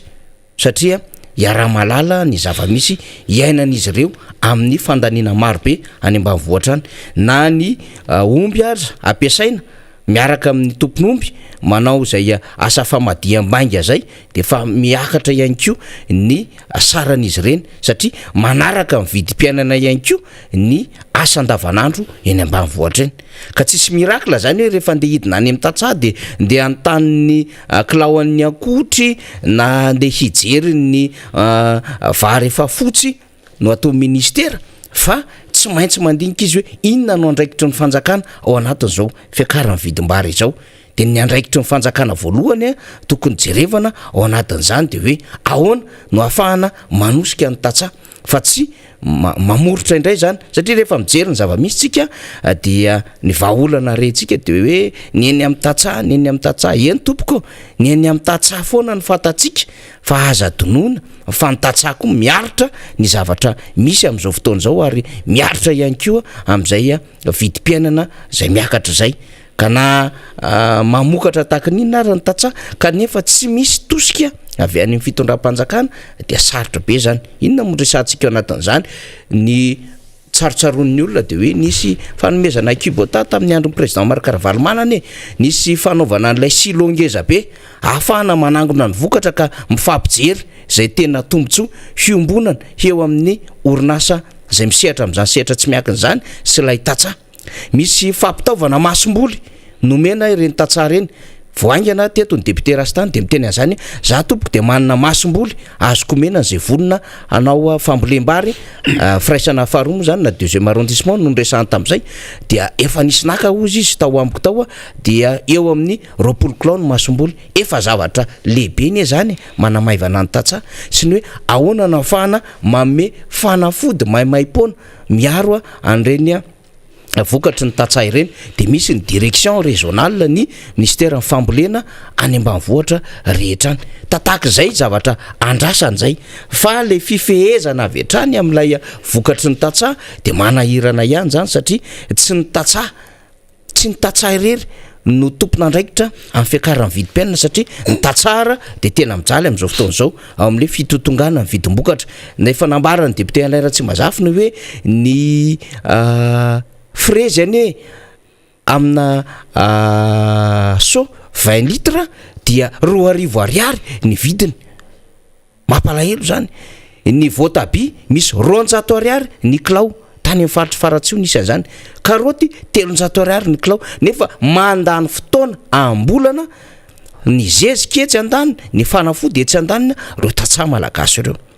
Dika zay zany misy fitotonganany koa ny vidim-bokatra satria no ninona le izy no ny tsy fahampiana mamoaka an'le vokatra zay resaka lalana izay ohatra na vokatry ny sara-pitaterana satria miakatra ny sara-pitaterana iarahantsika malala ny resaka carburant eto Madagasikara. Ka raha resahana amin'izay fomba izay le izy de hoe nisy andraikitra marobe amin'ny fitondram-panjakana ao anatin'izany.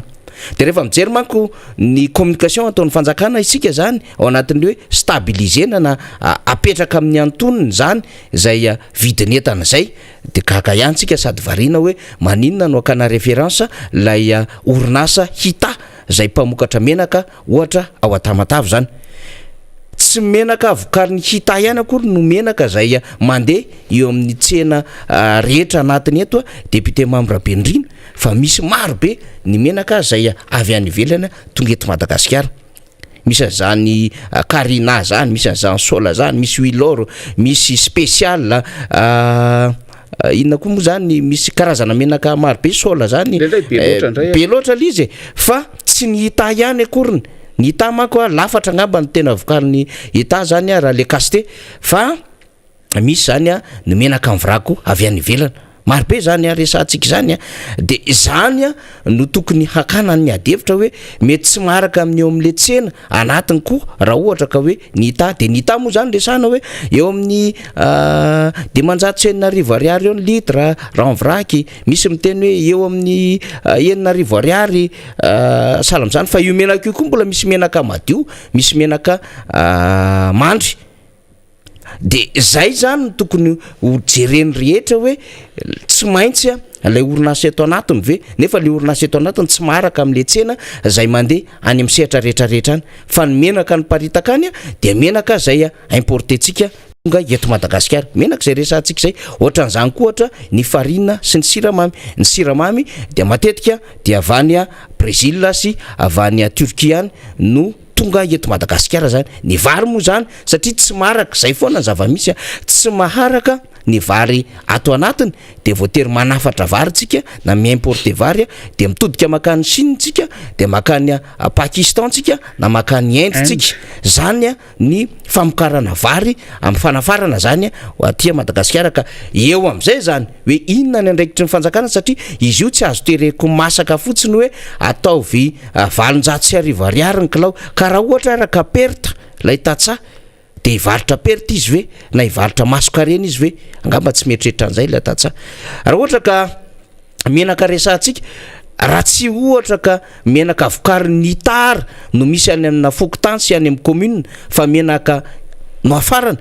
de tsy maintsy anaraka an'le vidy menaka ve zay no vokary le orinasa aty, raha ohatra ka zay no atao référence zany. De ivadika am'izay zany tsika ny amin'ny hoe inona no andraikitry ny fanjakana fa azo maîtrisena io raha ohatra ka manana finiavana ny fanjakana. Ny zavatra andehanantsika voalohany zany député Mambra Bendrina aloha eo amin'ny resaka sara-pitaterana satria manafatra entana maro be aloha zany no ataontsika am'izao fotoana izao. Eo ny PPM fa eo ihany koa ny kojakoja samy hafa ary mbola tafiditra ao anatin'izany ohatra ny resaka simenitra zany. Marina fa misy tsika ny olo simento fa misy ihany koa ny simenitra zay afarana any ivelany zany. Fa raha ohatra tsika zany ka handeha lavidavitra kokoa ny amin'ny hoe fanafarana entan'izay dia raha conteneur 20 pieds député Mambra Bendrina tany aloha tany voatsela akory zay ataontsika hoe 2 taona lasa na 2 taona sy tapany lasa dia 1700 na 750 ny dollara mamoaka zay conteneur 20 pieds zay. Am'izao fotoana zao dia 107 na 4100 dollara ny conteneur 20 pieds zany am'izao fotoana zao. Zany misy fiakarany 50 sy 200 isanjato zany zay conteneur 20 pieds zay. Ny frais zany analana frais zay resantsika zay zany na transport maritime zany. Ho an'ny 40 pieds raha 3000 dollars izy teo aloha teo dia tafiakatra 10500 dollara am'izao fotoana zao na 500 sy rayal dollara zany ny sarany zany conteneur 40 pieds zany. Zany hoe niakatra 5 sy telonjato isanjato na 325% zany. Iny mazava be dia tsisy idiran'ny fanjakana iny fa frety iny napetraky ny kompania zay manao ny fitaterana amin'ny alalan'ny sambo zany ny entana zay ho avy aty Madagasikara. Fa ny anjaikitry ny fanjakana kosa ao anatin'izay satria rehefa tonga eto tandrazany reny entany satria misy mpandrarazany député membre Bendrina manafatra an'ireny entany reny, de rehefa tonga izy ohatra raisitsika ny serana Tsabony Tomasina dia mbola maro ny lalana ahafahana mamoaka entana anankiray. Raha iresaka fotsiny zany tsika zao hoe ao aoriana ny déclaration zany zay ataona mpandrara dia mbola mandalo étude zany ny entana zay afarana. De ao anatin'izany étude zany satria misy an'le ivalue ao anatin'izany dia misy sampandrara manokana zany eo anivon'ny fady tseranana ohatra zay manao an'izany fandaliana zany, de mbola miandry 770 ora lay mpanafatra entana député membre Bendrina rehefa manao ny fandiniana zany am'ireo entana nafaran'ireo ao aoriana ny déclaration ataon'ilay mpandrara na le orinasa zay nanao fanafarana entana. Ao aorianan'izay koa député membre Bendrina de mbola misy koa le redressement des valeurs, zany hoe tsy misy tena vidiny manokana na hoe vidiny hitoviana apetraky ny fitondram-panjakana amin'ny alalan'ilay douane zany, fa mbola misy fanavozana fanamboarana am'izay valeur zay. De eo am'izay zany le mpandrara zay manao ny fanafarana entana sy ny orinasa ny sahirana satria ny sarany fretina entana dia hitantsika ny fiakarana 5 sy 900 isanjato raha 20p ary 5 sy 300 isanjato raha 40p. Fa etsy andaniny ihany koa ny vidin'ny entana eo amin'ny entana zay nafaran'izy ireo dia efa miakatra koa eny anivon'ny tsena iraisam-pirenena am'izao fotoana zao. Fa tsy miakatra be tahakan'izay hoe sara pitaterana ny entana zay, fa miakatra amin'ny antoniny kelikely ihany zany. Fa rehefa tonga eto Madagasikara izy de eo aloha zany le hoe mbola miandry an'ilay 48 heures, zany hoe tsy voalaja zany le délai le dédouanement satria raha tokony izy efa nisy fifampiresahany ohatra zay de hoe raha tonga ny entana de azo atao mamoaka an'io ao anatin'ny ray andro député membre Bendrina, na mbola eny ambony sambo ary de azo atao ny mieritreritra hoe efa mampiditra avy hatrany am'izay ny orinasa zay mety manafatra reny entany reny. Fa lasa mbola miandry 770 ora na mety mihoatra mihitsy aza ny amin'ny hoe mbola misy ny étude zany ao anatin'izay value zay zay afahana mamoaka le redressement des valeurs zany. Zany olana lehibe zany ao anatin'izany anefa dia fatatsika atrany fa tsy maintsy mbola misy ihany koa reo apa zany zay apetraky ny fitondram-panjakana amin'ny alalan'izany faditserana zany. De izany rehetrarehetra zany no mivesatra ho an'ny orinasa mpanafatra entana marobe zay mamatsy an'ity Madagasikara ity. De eo ny andraikitry ny fanjakana resahantsika am'izay hoe satria misy am'izay fomba fiasa zay raha raisina fotsiny ohatra le fomba fiasa 770 ora zay mbola hanaovana étude am'izay entana zay orinan'ny déclaration dia mety hisy risque marobe ho an'le mpandrara ho an'ny fandaniny zay mandeha mamoaka entana. Fa eo ihany koa ny amin'ny mety magazina azy zay mety hiakatra raha ohatra ka mbola misy zay fahatarana amin'ny fanaovana an'izay fandiniana ny entana zay afaran'ireny mpandrara reny. Fa mangony fotsiny député membre Bendrina ny sarapitaterana indray avy any an-tserana Tsambo zay mety miazo amin'ny toerana anankiray, raisitsika Antananarivo, raisitsika ny Mahajanga, raisitsika ny Dego, raisitsika ny Toliara na ny Fianaratsoa andehanany reny entany reny. Ary fatatsika ihany koa ny fandaniana eo amin'ny carburant satria ratsy ny lalana raha ohatra ka Tomasina fotsiny no raisitsika zany de hoe mandany mihoatra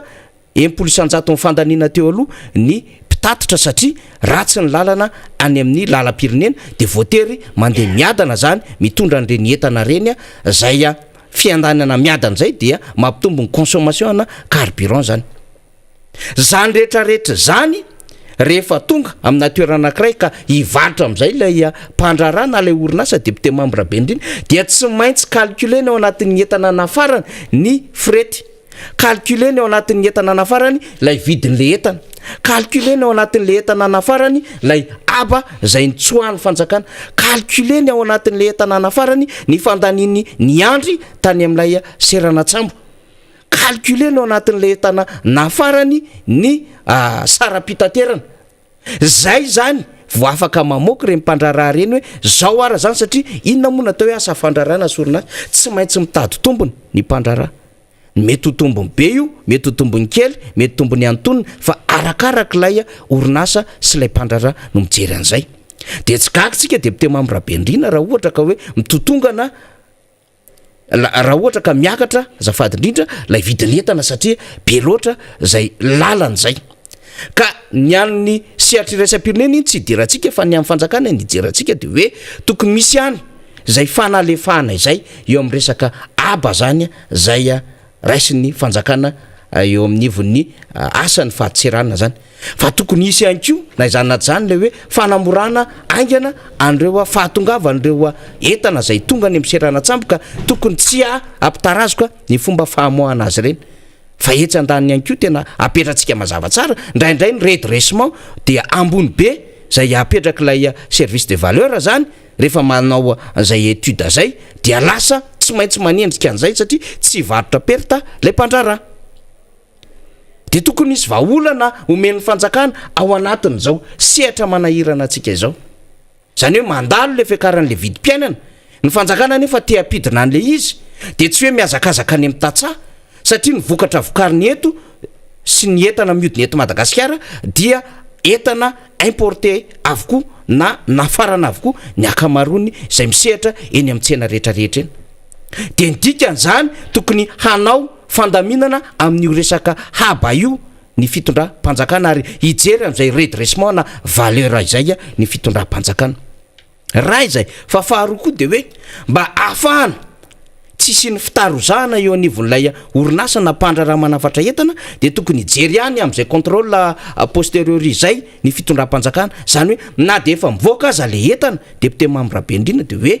marina fa eo fausse déclaration tsy maintsy jerevan'ny fahaditseranany zany fa mila mijery ihany koa izy ny amin'ny hoe mifandraika am'le vidin'entana avy any am'le valeur sur facture ave le entana zay tokony ho varotana ety anivontsena rehetra ty de manana tompon'andraikitra zany akoatran'ny fahaditseranana zany de manana ihany koa tompon'andraikitra tokony hijery an'izany ny eo anivon'ny MIC zany na ny ministère ny industrie ny commerce ary ny consommation satria feno contrôleur de commerce marobe ny eto Madagasikara ary manana direction an'izany ny eo niveau ministère fa mahavariana manko de le direction lasa midina de mijery an'le vidim-piainana de mamoaka any amin'ny pazin'ny ministère any de miratsika hoe ny any boyany de zao ny vidin'entana ny ary faritra atsimo de zao ny vidin'entana de rehefa jerevantsika le izy depute Mambrabendrina de ohatran'le mbola vidin'entana zao ihany ny vidin'entana dikan'izay tsisy fidina mihitsy le vidin'entana de ozy le fanjakana rehefa manao communication amin'ny alalan'le ministère hoe stable tsinona stable vao tamin'ny heritaona ingeny 10,000 ny litatra menake vao ia 3 ans zay no 7,000 ny kilao an'ny enomby zao izy 3,000 sy ray alina na 13,000 ariary zany daholo anatin'ny vidin'entana resany zany satria jifainy vaoka malagasy zany de zay le tenentsika hoe tena misy andraikitry ny fanjakana fa tsy vita fotsiny hoe mibaiko le fanjakana fa misy andraikitry ny fanjakana hoe inona ny mesure aloha maika mba ahafahana mistabiliser amin'ny vidin'entana io afaka manao exonération vao nresantsika zay tamin'ny heriny depute Mambrabendrina ny fitondram-panjakana na fanafoanana ny aba am'ireo entana hafarana de inona ohatra nanao izy tamin'ny alalan'le hoe produit nutritif spécialisé 520,000 anoany nikendrena atratra an'izay hoe fanampy-tsakafo fa tena betsaka amin'ny marefo sozanina dia nanafatra an'izay asa izay na mpamma moa na ny UNICEF rairay am'izay le izy de nisy ihany koa lay fanafarana hoe omena exonération ny fampidirana an'le ambulance tena ary fomba fa zareo moa tsy mampiasa le manara-penitra avy eto amintsika ihany misy an'izany tena ary fomba ka raha afaka manao exonération ary ny fitondram-panjakana amin'ny lafin-javatra ohatran'izany maninona tsy makana fepotona aloha ahafahana manome zay mety tsy mampaninona mieritreritra an'izay mety hoe rehefa tsy amme exonération tanteraka de hoe ahoana no ahafahana mame tena aba mazava tsara zay tokony ho zakany mpandraraha ahafahana mistabiliser an'ilay vidin'entana miparitaka eny amin'ny tsena rehetrarehetra any azo ny fitondram-panjakana atao zany ary mba tsy tsy anano sarotra am'le fomba fanaovana an'lay redressement de valeur na fanamboarana am'lay vidiny zany par rapport an'le hoe satria iny moa zany de hoe ohatrinona ny vidin'ny tany taizany ny ala inona ny karazan'lay entana ampidirina sisisy de iny misy marobe ny fomba anaovany eo anivon'ny ladoany an'izany fa iny moa tsy hidirantsika fa asan'izy ireo zany fa zay zany tena misy andraikitry ny fanjakana mihitsiny zay satria be loatra le fandanina ny fanjakana tsy afaka iady am'ireo compagnie pétrolière zany hoe ampidino ny viditsolo tsy vita amin'ny fanjakana zany député membre be indrindra satria raha vita amin'ny fanjakana zany diniena le sara-pitaterana zay makany am'le seranatsambo ariary zato ihany azo ariary zato mba vitany tam'izay diny ara zany mbola adevitra be iny ary zato iny zany dikan'izay zany satria tsy afaka manao an'izay izy le fanjakana tsy afaka hanamboatra lalana todisute ao anatin'ny ray volana de vita ny RN2 raha ohatra ka RN2 ny raisitsika ohatra de mba mihena koa le sara-pitaterina avy any sy le consommation lany am'le resaka carburant fa ny azo ny fanjakana raisina aingana de aingana député membre be indrindra dia makapape A4 izy de raisiny eo anivon'ny filakevitry ministre zany sy raisiny eny anivon'ny ministeran'ny vola ny toekarena sy ny fitantanam-bola de manamboatra amin'io resaka habatserana an'io mijery ny fomba fiasa aingana am'izay resaka ivalu zay mijery am'ty contrôle la postériorité mijery ny hanaovana sy handaminana am'ty resaka redressement ity mba misy voarainy le vahoaka aingana zany tonga de aingana be ny impact an'izay mankany anivon'lay vahoaka satria dikan'izay tsy betsaka ny fandaniny lay orinasa sy le mpandrara zay manao ny fanafaranetana techniquement azo atao zany ho avy zao ny volana décembre député membre be indrindra ary ty conteneur be miakatra ity de presque avany Chine daholy ho avy ny volana décembre ary rehefa volana décembre rehetra zao de manafatra kilalao ndray lay mpandrarasy ny orinasa maro be eto amintsika eto zany zao ohatra de mila diniany zany satria tena fety tena tia malagasy tompoko akoatrin'ny 9 jona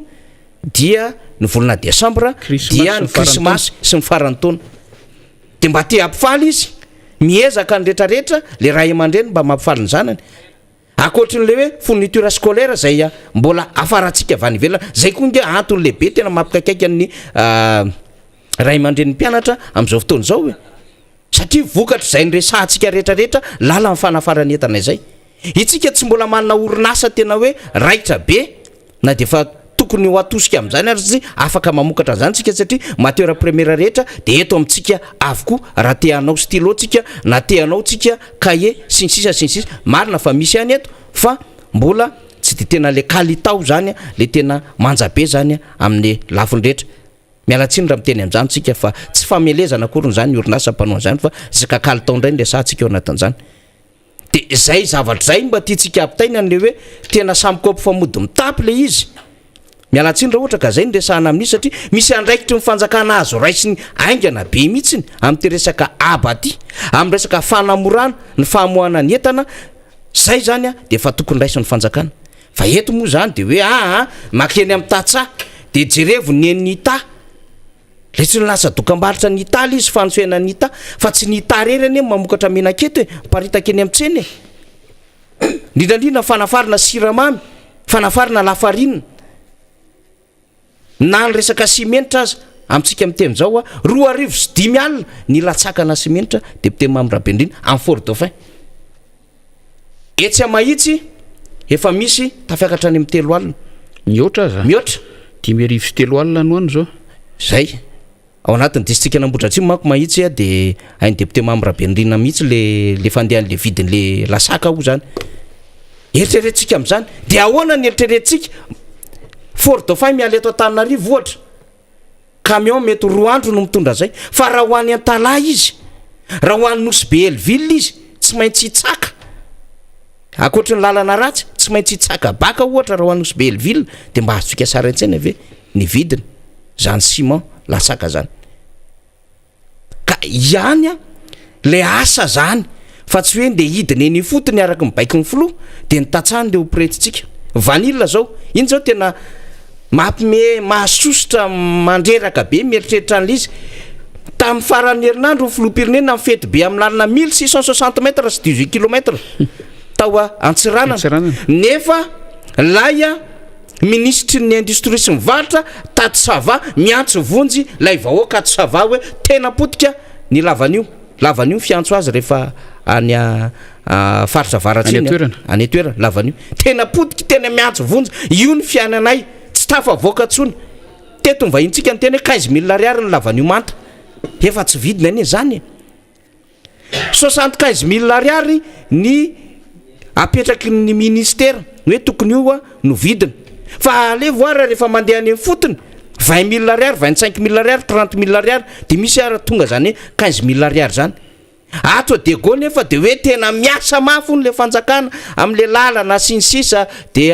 manao pose-pierre-na lalana RN6 nefa ato sava zay eo akaiky ny diana zay diana zany de dego zany ambanja nosbe ambilibe ato sava sambava antalavo marandapa miantso vonjy ny olona ary tena miakatra zay tsizy ny vidim-piainana zany ane zava-misy tamin'ny farany herinandro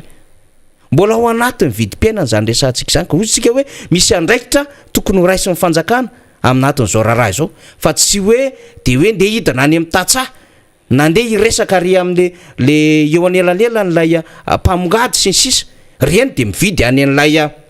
mpanafatretany reniko arakarak'izay vidy ny omeny mpanafatretana io ny varotany entana satria tsisy varotra faty antoko zany na hivarotra masikarena fa mba mitady tombony daholo rehefa hoe varotra ny resahana ka nahary zato io na 10 ariary io de tombony zay mba hahafahana zany hoe misehatra anatin'le asa deputé Mamrabenrina zay mihitsy fanira zafimaratany mahatonga atsika miresaka hoe lasa fictif fotsiny ny asa zay tanterahana ilay ezaka atao amin'ny fampidinana ny vidim-piainana fa ilay tena zava-misy marina ilay tena fomba fiteny hatramin'izay moa tsy vaozao fomba fiteniny hoe vérité des prix ilay tena zava-misy marina ao anatin'le izy takona tanteraka mba tsy tenenako hoe inina takonana satria raha araky ny lazainao teo raha zavatra azo vahana amin'ny fomba hafa raha zavatra raha le olana mihitsy no diso ny fomba fijery azy de nefa raha n'io zavatra io de ny famono toerana ary le malagasy le tena mpamokatra no maty voalohany eo anatin'izy ka mahatonga atsika sarotiny faniry ary miresaka an'io mandany fotoana miresaka an'io eto amin'ity fandaharany ity fa sady mitondra tenin'ireo tantsasika no mitondra tenin'ireo mpandrahara izay mizaka antseran'ny aina ao anatin'le izy ny resaka lalam-pirenena faharoa anao teo mety hiteny ny tompon'andraikitra hoe efa tena simba be le izy tsy nisy ninina azy tao mavesatra be raha ny teti-bola ilaina ahafahana mikarakara azy fa naninona nefa tsy natao fikiojakojany tafiditra ao anatin'ny fitaizanan'ireny lalam-pirenena indreny nge fikiojakojany nanana fotoana nandritry ny heri-taona mahery teo za raha fa niasy ny lalan'iny entretien iny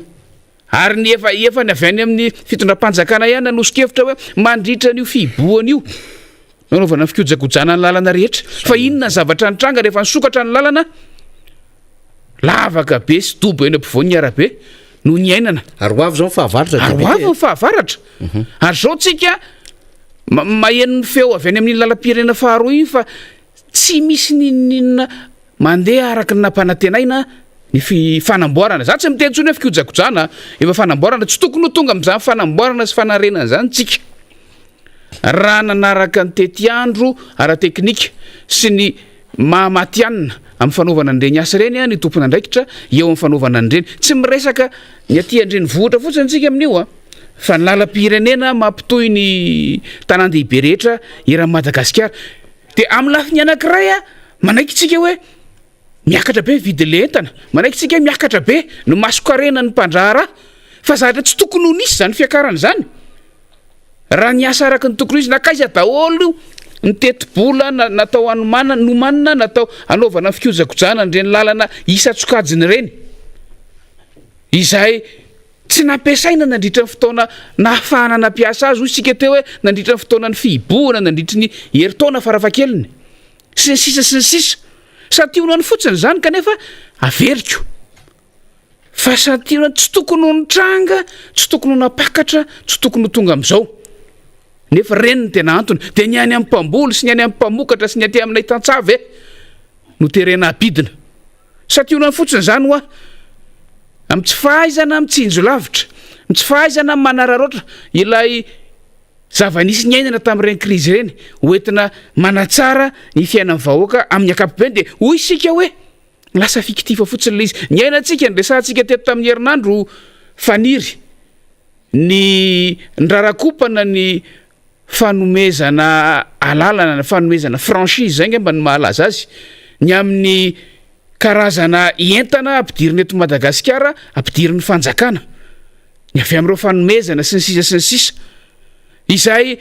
lasa ny any amin'ny vidin'ny PPN ve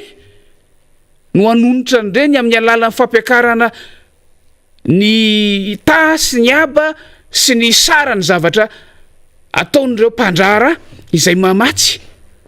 ny firenena ray manontolo amin'ny zavatra ilaina andavanandro zany ny zava-misy eto za tsy miteny hoe tsy tokony omena franchise anisa ao anatin'ny mba tombony kely ananan'ireny collectivité na vondrom-paritra ireny ny fahazona zany franchise zany rehefa feno ny fepetra azoana manao azy fa ny zava-misy iainana de zao hoe ireny vondrom-paritra ireny irefa mba miaina n'lay fahaleovantenany sy fizakan-tenany eo amin'ny fitadiavana mpiara-miombonantoka commune zany resahako amin'io indrindrandrindra solontenan'ny commune indray zay eto rehefa miaina n'izay fizakan-tenany sy fahaleovantenany eo amin'ny fitadiavana mpiara-miombonantoka zay mety asony faritra tantanany ireny lehibe ny tanàna de miitsoka satria tsy azo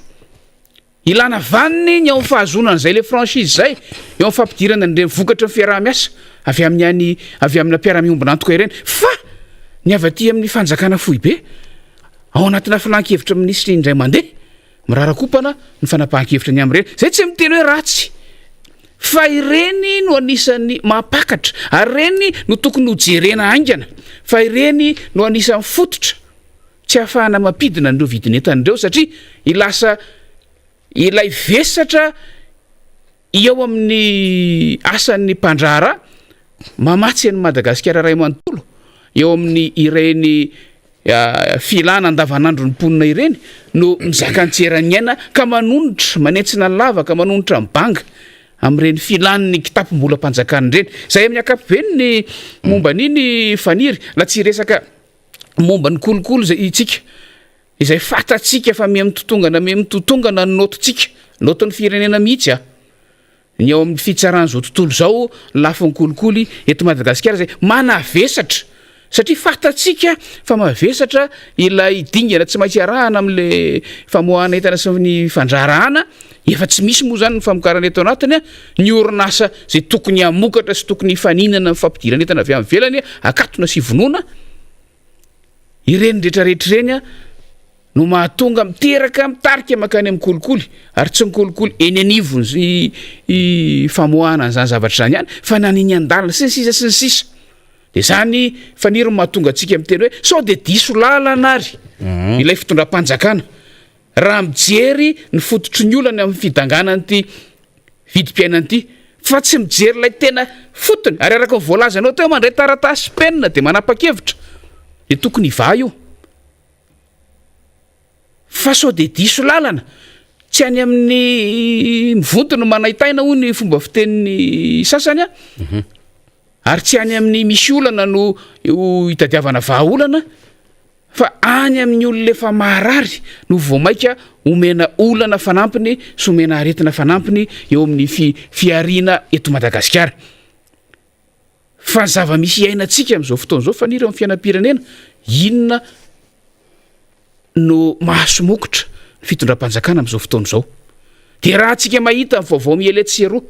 ny zava-misy etseroa ndresahana teo na ny namantsika reto avy amin'ny tanora tiako Madagasikara na isika efa mpamakafaky ito isan'andro de samy mahita la ny andro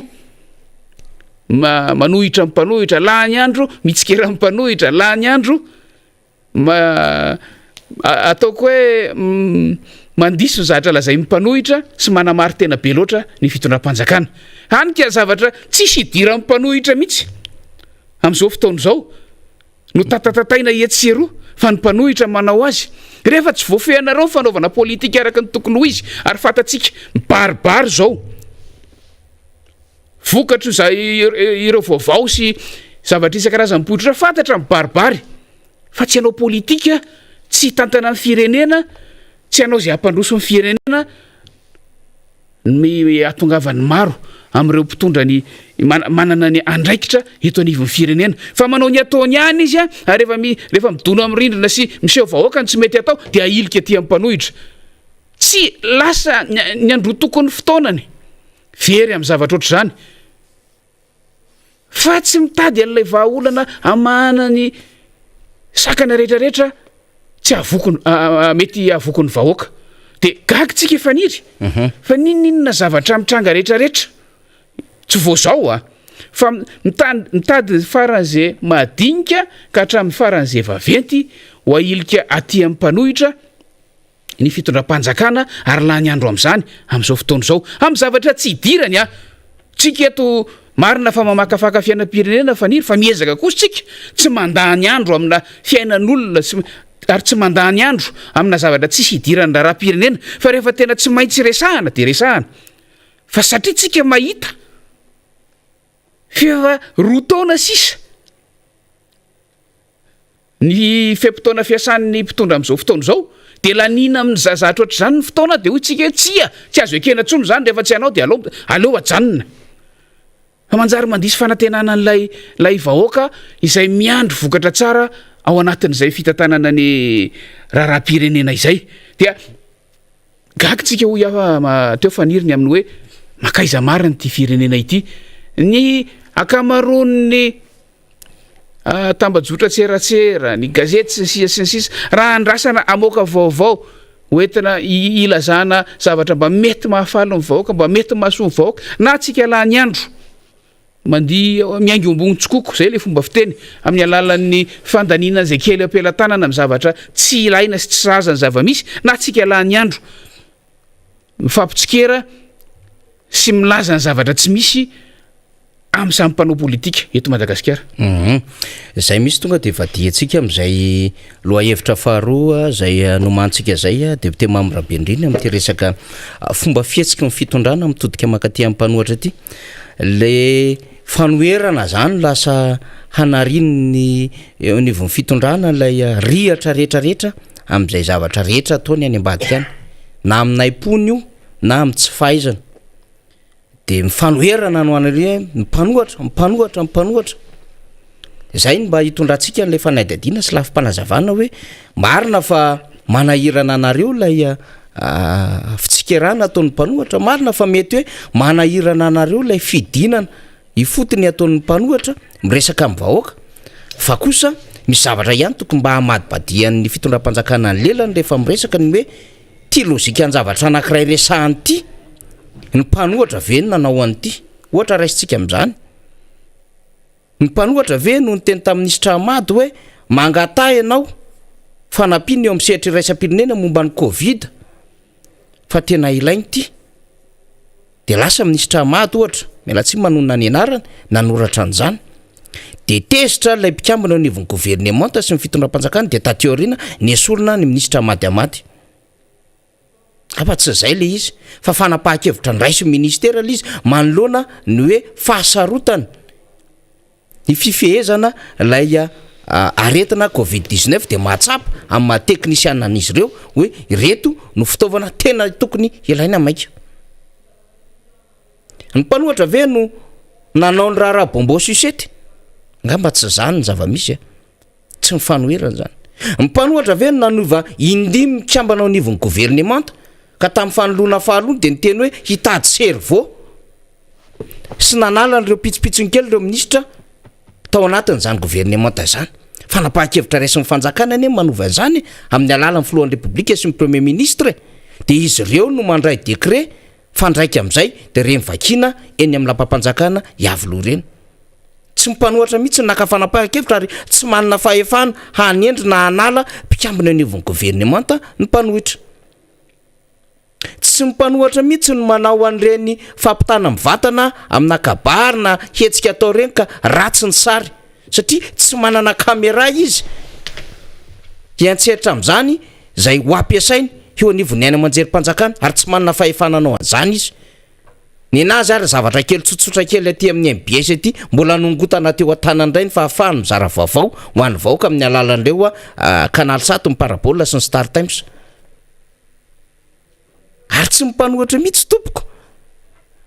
no napriska ny tompona ndraikitra ngeza be eo nivony antoko TGV miteny manao hoe raha TGV daholony eo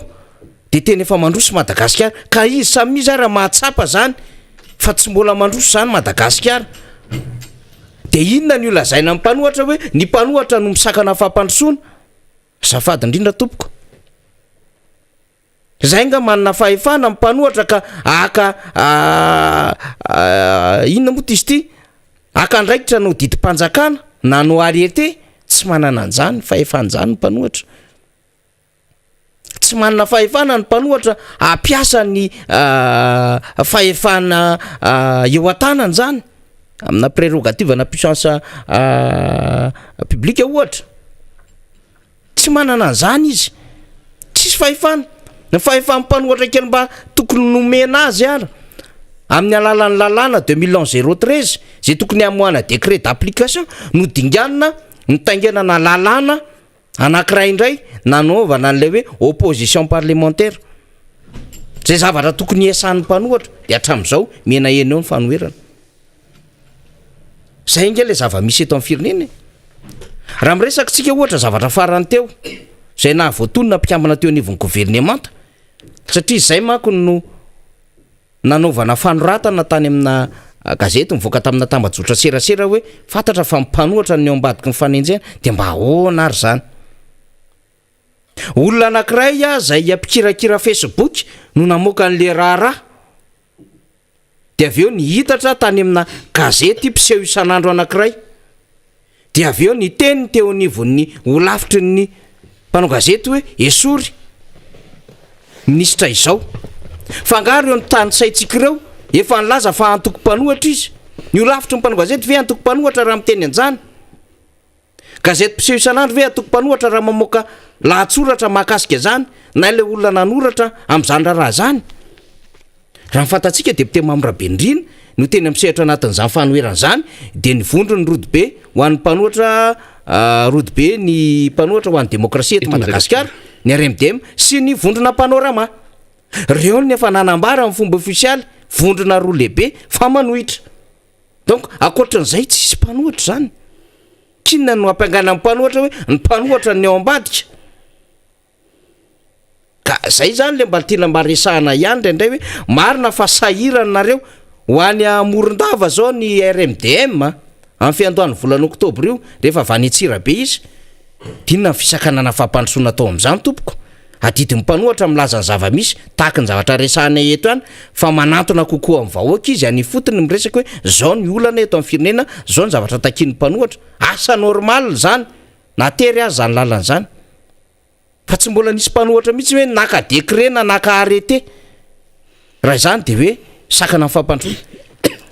tsy mpanohatra mihitsy no mampiady gouverneur sy mampiady député tany Orombe ohatra zareo raha mifanjindry masom-bahoaka eko amina fandaharana vokarina radio fahitalavitra tsy miankinako fantatry ny fitondram-panjakana ve zany mpanohatra ve no nitory ohatra ministra Brice tamin'ny fotoanandro zay tsy maintsy nanesorina azy ohatra tao anatin'izay hoe 3 andro vao na lany azy zay na voatendry azy nanana andraikitra tsisy andraikitra va tia mpanohatra mihitsy zany conduite mpanohatra tsotra be ny azy miteny mitsikera manazava ny zava-misy amin'ny vahoaka malagasy ka izy tsy manana fahefana andeha hanopôzy pierako izy nga manana fahefana andeha hanamboatra lalana fa rehefa tsy mahavita ianao de tsikerahy mpanohatra zany izy nga manana fahefana anao ampiakatra vidiny entana orinasa kely zay mba hahafahana mampiasa malagasy manao asa fandrarana misy vidiny entana misy entana mivezivezy isan'andro ara savily amin'ny fanjakana ary akato ny fanjakana ny ahanty tiako tenena amin'izany na ny orinasa tiako amin'ny akabeany de tsy manana fahefana hanokatra an'izany ny eo anivon'izany orinasa zany fa fanjakana manana fahefana rehefa tena hanokatra de sokafany teny akatona de akatony de resahana resaka fakturana jirama de resahana resaka trosa sy ny sisy ohatran'izany nefa le orinasa victime ny crise politique tamin'ny 2009 zay fitondram-panjakana amin'izao fotoana zao no tompo marika na apotika an'izany zany ange le raha misy eto fa raha raisina zany ty zava-misy ty de pte mamyrabe indrindra satria mpanohatra amin'ny mpanohatra zany fitondram-panjakana milazana izy fa misakana amin'ny fampandrosoana amin'ny mpanohatra ary ny vidiny entana sy ny sisa manana fa mafy be an'le fitondram-panjakana amin'ny mampidina an'izy de tsy ahita amin'ny vahaolana raha izay zany raisina amin'ny lôzika tsotra de zao tena tokony ala zany le fitondram-panjakana satria tena tsy mahavita ninina izy de mpanohatra zany no mitondra raha izay lafin-javatra zay no resahana de makaty an'ny toeran'ny mpanohitra zany mety amin'ny fitondram-panjakana satria zay no mety manavanana azy kokoa nanomboka 7 sy 20 ny itondrany vahoaka an-dalambe ary tsy mampaninona mieritreritra an'izany a culturan'olona intellectuel ambaratsika matetika foana ny hoe fametraha-pialana rehefa fantatrao fa tsy mety le izy de zao mametraha fialana vita nge ny adidinga Edouard Philippe premier ministre frantsay tamin'ny Covid-19 andiany voalohany de niteny izy ametra-pialana tompoko de izy ny filo Emmanuel Macron tsy mampanina ary fa vo tamin'ny herinandro izy nanao fanambarana hoe raha mbola milatsaka Macron de mbola anohana azy fa tsy hoe lasa nanohatra Edouard Philippe sorta'ny ana reny any Frantsa any fa mahatsapy izy hoe tsy hoe rehefa metra-pialana izy akoriny de olona very asy na sy very zo na olona tsisy ny laivana azy félicité-n'le vahoaka frantsay izy félicité-n'le vahoaka frantsay izy ary olona nandinika sy nandalina izy hoe vitany andraikitra fa mety misy zavatra lehibe tsy ho zakako mafy be nge tamin'ny Joseph Ratzinger nge i Benoît XVI zany hoe mametra-pialana zany satria ny papa tsy mahazo mametra-pialana raha resaka finoana katolika nresahantsika fa zao nametra-pialana izy ny antony tsotra de ozy izy hoe izy mahalala ny antony nanahirina teo anivon'ny fiangonana katolika zany fa mahalala ny antony izy de tsisy nanameloko azy ny rehetra hoe eny ary efa lehibe de lehibe kosa papa Benoît XVI dia nandinika ny teo anivon'ny fiangonana katolika de manao an'le conclave eto mahazatra dia tao nono ny voan'ny papa François ka zay le fa metra-pialana zany tsy culturan'olona resy zany tsy hoe fahafahambaraka zany fa vao mainka ary ianao rehefa tsy mahavita an'le mission lay didy amanandraikitra dia kisaka moramora ianao misede zay ny zavatra fahendrena azo atao zany rehefa mitondra an'le taxi brosy ianao fantatrao fefareraka ianao tsy vitanao tsony no hitondra an'le izy satria ratsy ny lalana ianao tsy ampy torimaso le fiarakodia somary rehetra ny atahoranao resaka teknika de hoy izy ianao hijanona hiala izany afaka mandray an'ity fa zara teo tsy ampy torimaso matahotra mandeha amin'io lalan-dratsy io sao tsy ho todika io de misy hainy mpandeha tsonjovinao marobe ao ambadika zany fanapaha-kevitra raisinao zany ohatr'izay inge le izy rehefa fantatrao fa hoe tena tsy tafavoaka le firenena tena menjerany akady le firenena ianao ihany no miteny efa mihinany tsy fihinana le vahoaka de tokony raisinao am'zany ny amin'ny hoe sao de mba tokony ary hatsipiko ty raharaha ty fa tena efa mavesatra na tsy vita le izy mba tsy hanilihana ny rihatra lava isak'izay miteny hoe ny mpanohatra zay ngambany mba tsara novatsika fanamarena de pte mamirabe indrindra zay indrindra fanira zafy manatany nisy fotoantsika nandalina ny atao hoe tena fomba fanaovana politika ary ny antsoantso hoe alao fanaovana politika ho an'ny mpanao politika misy dika zany fa tsy hoe filalaovana teny fotsiny fa misy ihany farafahakeliny ilaina ny amin'ny fotom-pisainana fahafahana manao an'le izy ny conscience ho isika ary miaingatra ny amin'ny fotoana andraisana ny andraikitra rehetrarehetra na ny fotoana anapahana hevitra anaovana politika miafarany amin'ny fotoana hijanonana amin'izay fa inona zavatra minga eto Madagasikara ilay notion fanaovana politika mihitsy no vain'ny mpanao politika sasany tato anatin'ny taona maromaro farany indrindra nanomboka tamin'ireny fanonganam-panjakana tamin'ny taona 20 reny ndesahantsika teto ny culture nentina teto Madagasikara nanomboka tamin'ireny vanim-potoana ireny nisy fomba fijery sy fomba fisainana novainy ireny zavatra nitranga ireny nininana tranga ireny na ho an'ny zaza madinika zay etrarehtsika ho avy ny firenena na ho an'ny olo-pirenena amin'ny ankapobeny na ho an'ny mpanao politika de zay no mahatonga an'ilay hoe ilay notion ny fanaovana politika mihitsy no simba fanira simba le izy satria tsy ilay matianina tsy ilay mpanao politika ataoko anaty farangisosiny hoe matianina ntsony manao politika fa manana endrika hafa dia tsy gagotsika raha ohatra ka zao no sary hita sary miseho mikasika ny fitantanana andraram-pirenena eto Madagasikara tsy gagotsika raha reny miparitaka nandritran'izay vanim-potoana faraparany teo reny zay a ny andanian'ny fitondram-panjakana andro amin'ny serasera sy amin'ny fotoana amin'ny hitantanana ny raharaham-pirenena dia amafisitsika eto zay satria tsy gagotsika raha mandraky ny androany mbola tsy fantatra zareo inona ny atao hoe opposition inona ny atao hoe mpanohitra inona ny anjara asa mpanohitra dia tsy gaga koa tsika raha novainy zareo araky ny eritreretiny ny sata amin'ny fempanohitra tsy fantatra zareo hoe inona no asan'ny mpanohitra dia lasa miteniteny foana hoe irinona ataon'ny mpanohitra dia tsisy hidira mpanohitra mihitsy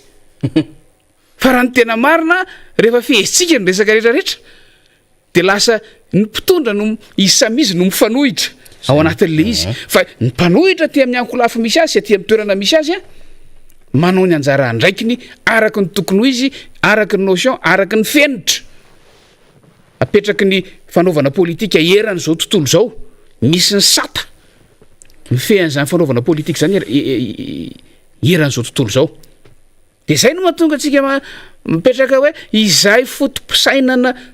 fomba fitantanana ny raram-pirenena fomba fanaovana politika zay mihitsy faniry no tsy sahaza ny zava-misy eto Madagasikara tsy sahaza ny fitondrana ny raha-panjakana amin'ny ankapobeny ary mila hovaina mila averintsika amin'ny tokony ho izy a raha ohatra ka fa nisy vanim-potoana kely tany aloloha tany nametrahana misy zany hoe tika zany ny lazalazaina foana zany fa le olona miteny azy mihitsy no tsy mahalala an'izay dikany kay rehefa mivoaka ny pirofo ny mifanohitra an'izany ny eo amin'ny fomba fanatanterahany an'le asa misy zany etika sy déontologie zany fa lasa resaka fotsiny fa eto tsika dia manentana hoe amin'ny politika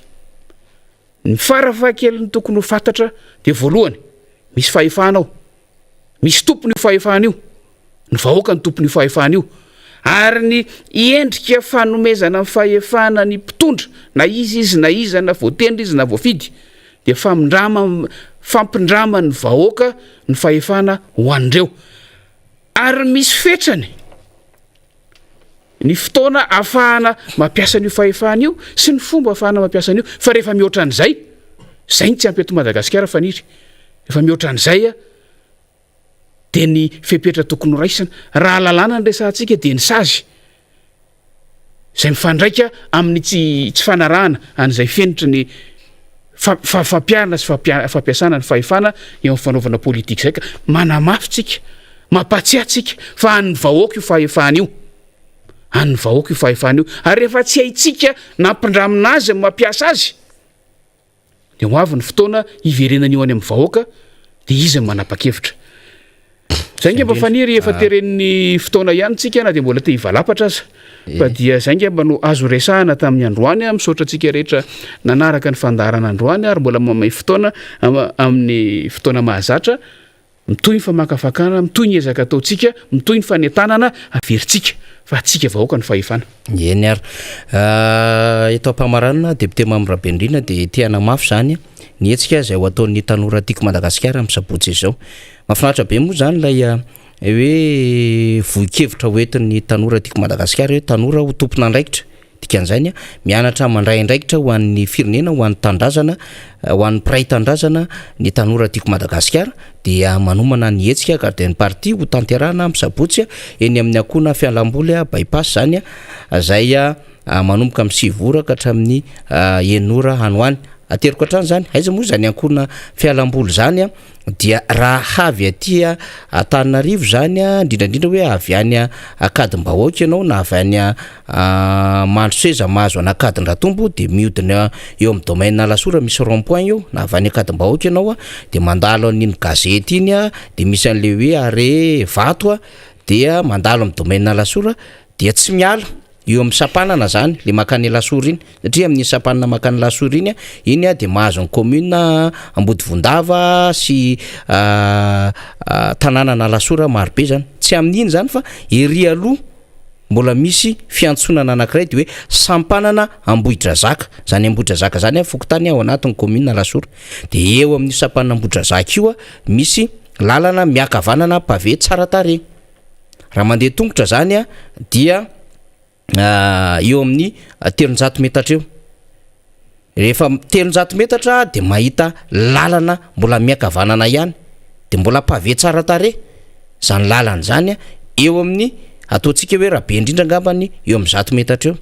De rehefa tonga eo de efa misy tondro samihafa afatarany olona hoe ato ny akona fialamboly. Mandeha kely tsy lavitra dia vavady be farany izy hitantsika eo. De tsara tarehy le toerana. Tsara tarehy le toerana zany netitsika ilazany hoe tsara tarehy le toerana, tena amina hektara ngeza le toerana. Misy tena gazon mahafinaritra maitsomaitso tsara, député membre Benrina, misy toerana ipetrapetrahana tsara mihitsy amoron-drano kely zay le satria tena misy dobo mahafinaritra eo dia misy vorona samihafa mandehandeha ao anatin'izany toerana zany tena maitsomaitso mahafinaritra. De ao anatin'io mbola misy piscine lehibe ihany koa ho an'izay ty milomano zany. Indrindra mafana ny andro zany efa manomboka mafana miala anatin'le ririna zany tsika. De misy kianja fanaovana basket ao, de misy toerana zay tena fanaovana tsipikanety be fotsiny na pétanque, tena mahafinaritra be le toerana tena efa zay tsika vao afaka am'teny efa manodidina manara-penitra le fanaovana an'le pétanque. Zany zavatra ao anatin'le toerana ary misy toerana malalaka be indray anaovana karaoke, anaovana zumba zany ao anatin'ity akona fialamboly ty. Ka amin'ny sabotsy zao de miazakazaka kely zany tsika makeny QG Belair mividy an'le tapakila 5,000 ariary. Dia misy zava-pisotro mo sakafo sy ny sisa amidy eny toerana. Aterina fa ny vola azo amin'io zany dia ny tanora tiako Madagasikara de mieritreritra fa hizara fitaovam-pianarana ho an'ireo ankizy mba hanamaivana ny ray aman-dren'ny mpianatra zany. Io de efa manana ny organisation ny tanora tiako Madagasikara isaky ny distrika zany raha ho ato anatin'ny faritra Analamanga ho amin'ny fandaminana ny am'izay. Io zany mifametana antsika, mifanoha antsika fa zava-dehibe ny ataon'ireo tanora tiako Madagasikara ireo. Zay ny am'izay fa dia ny fandaminana samihafa moa zany de eny toerana eny tsika no mahazo izay de ahita tompon'andraikitra samihafa hira hikalikaly tsika sy andindy zany mba mialo anatin'lay pression sy lay rotoroto isanandro sy lay routine de mba maka fotoana kely amin'ny oasabotsy io miaraka amin'ny tanora tiako Madagasikara. Mamarana fandarantsika de isorana ny teknisianina marobe ao ambadika ao, isorana ny namana Rina Rabe Mananjara, tsy adino ihany koa ny député membre Benrina niaraka tamintsika izy Mianada tanora tiako Madagasikara zay nitondra ny fanentanana tamin'ny fiandohan'ny fandarantsika ary ianareo zay nanaraka sy nijery izany tamin'ny fomba rehetra zay nafahantsika nandray zany. Manome fotoana indray zany ho an'ny rapitso taky ny mahazatra. Misaotra tompoko.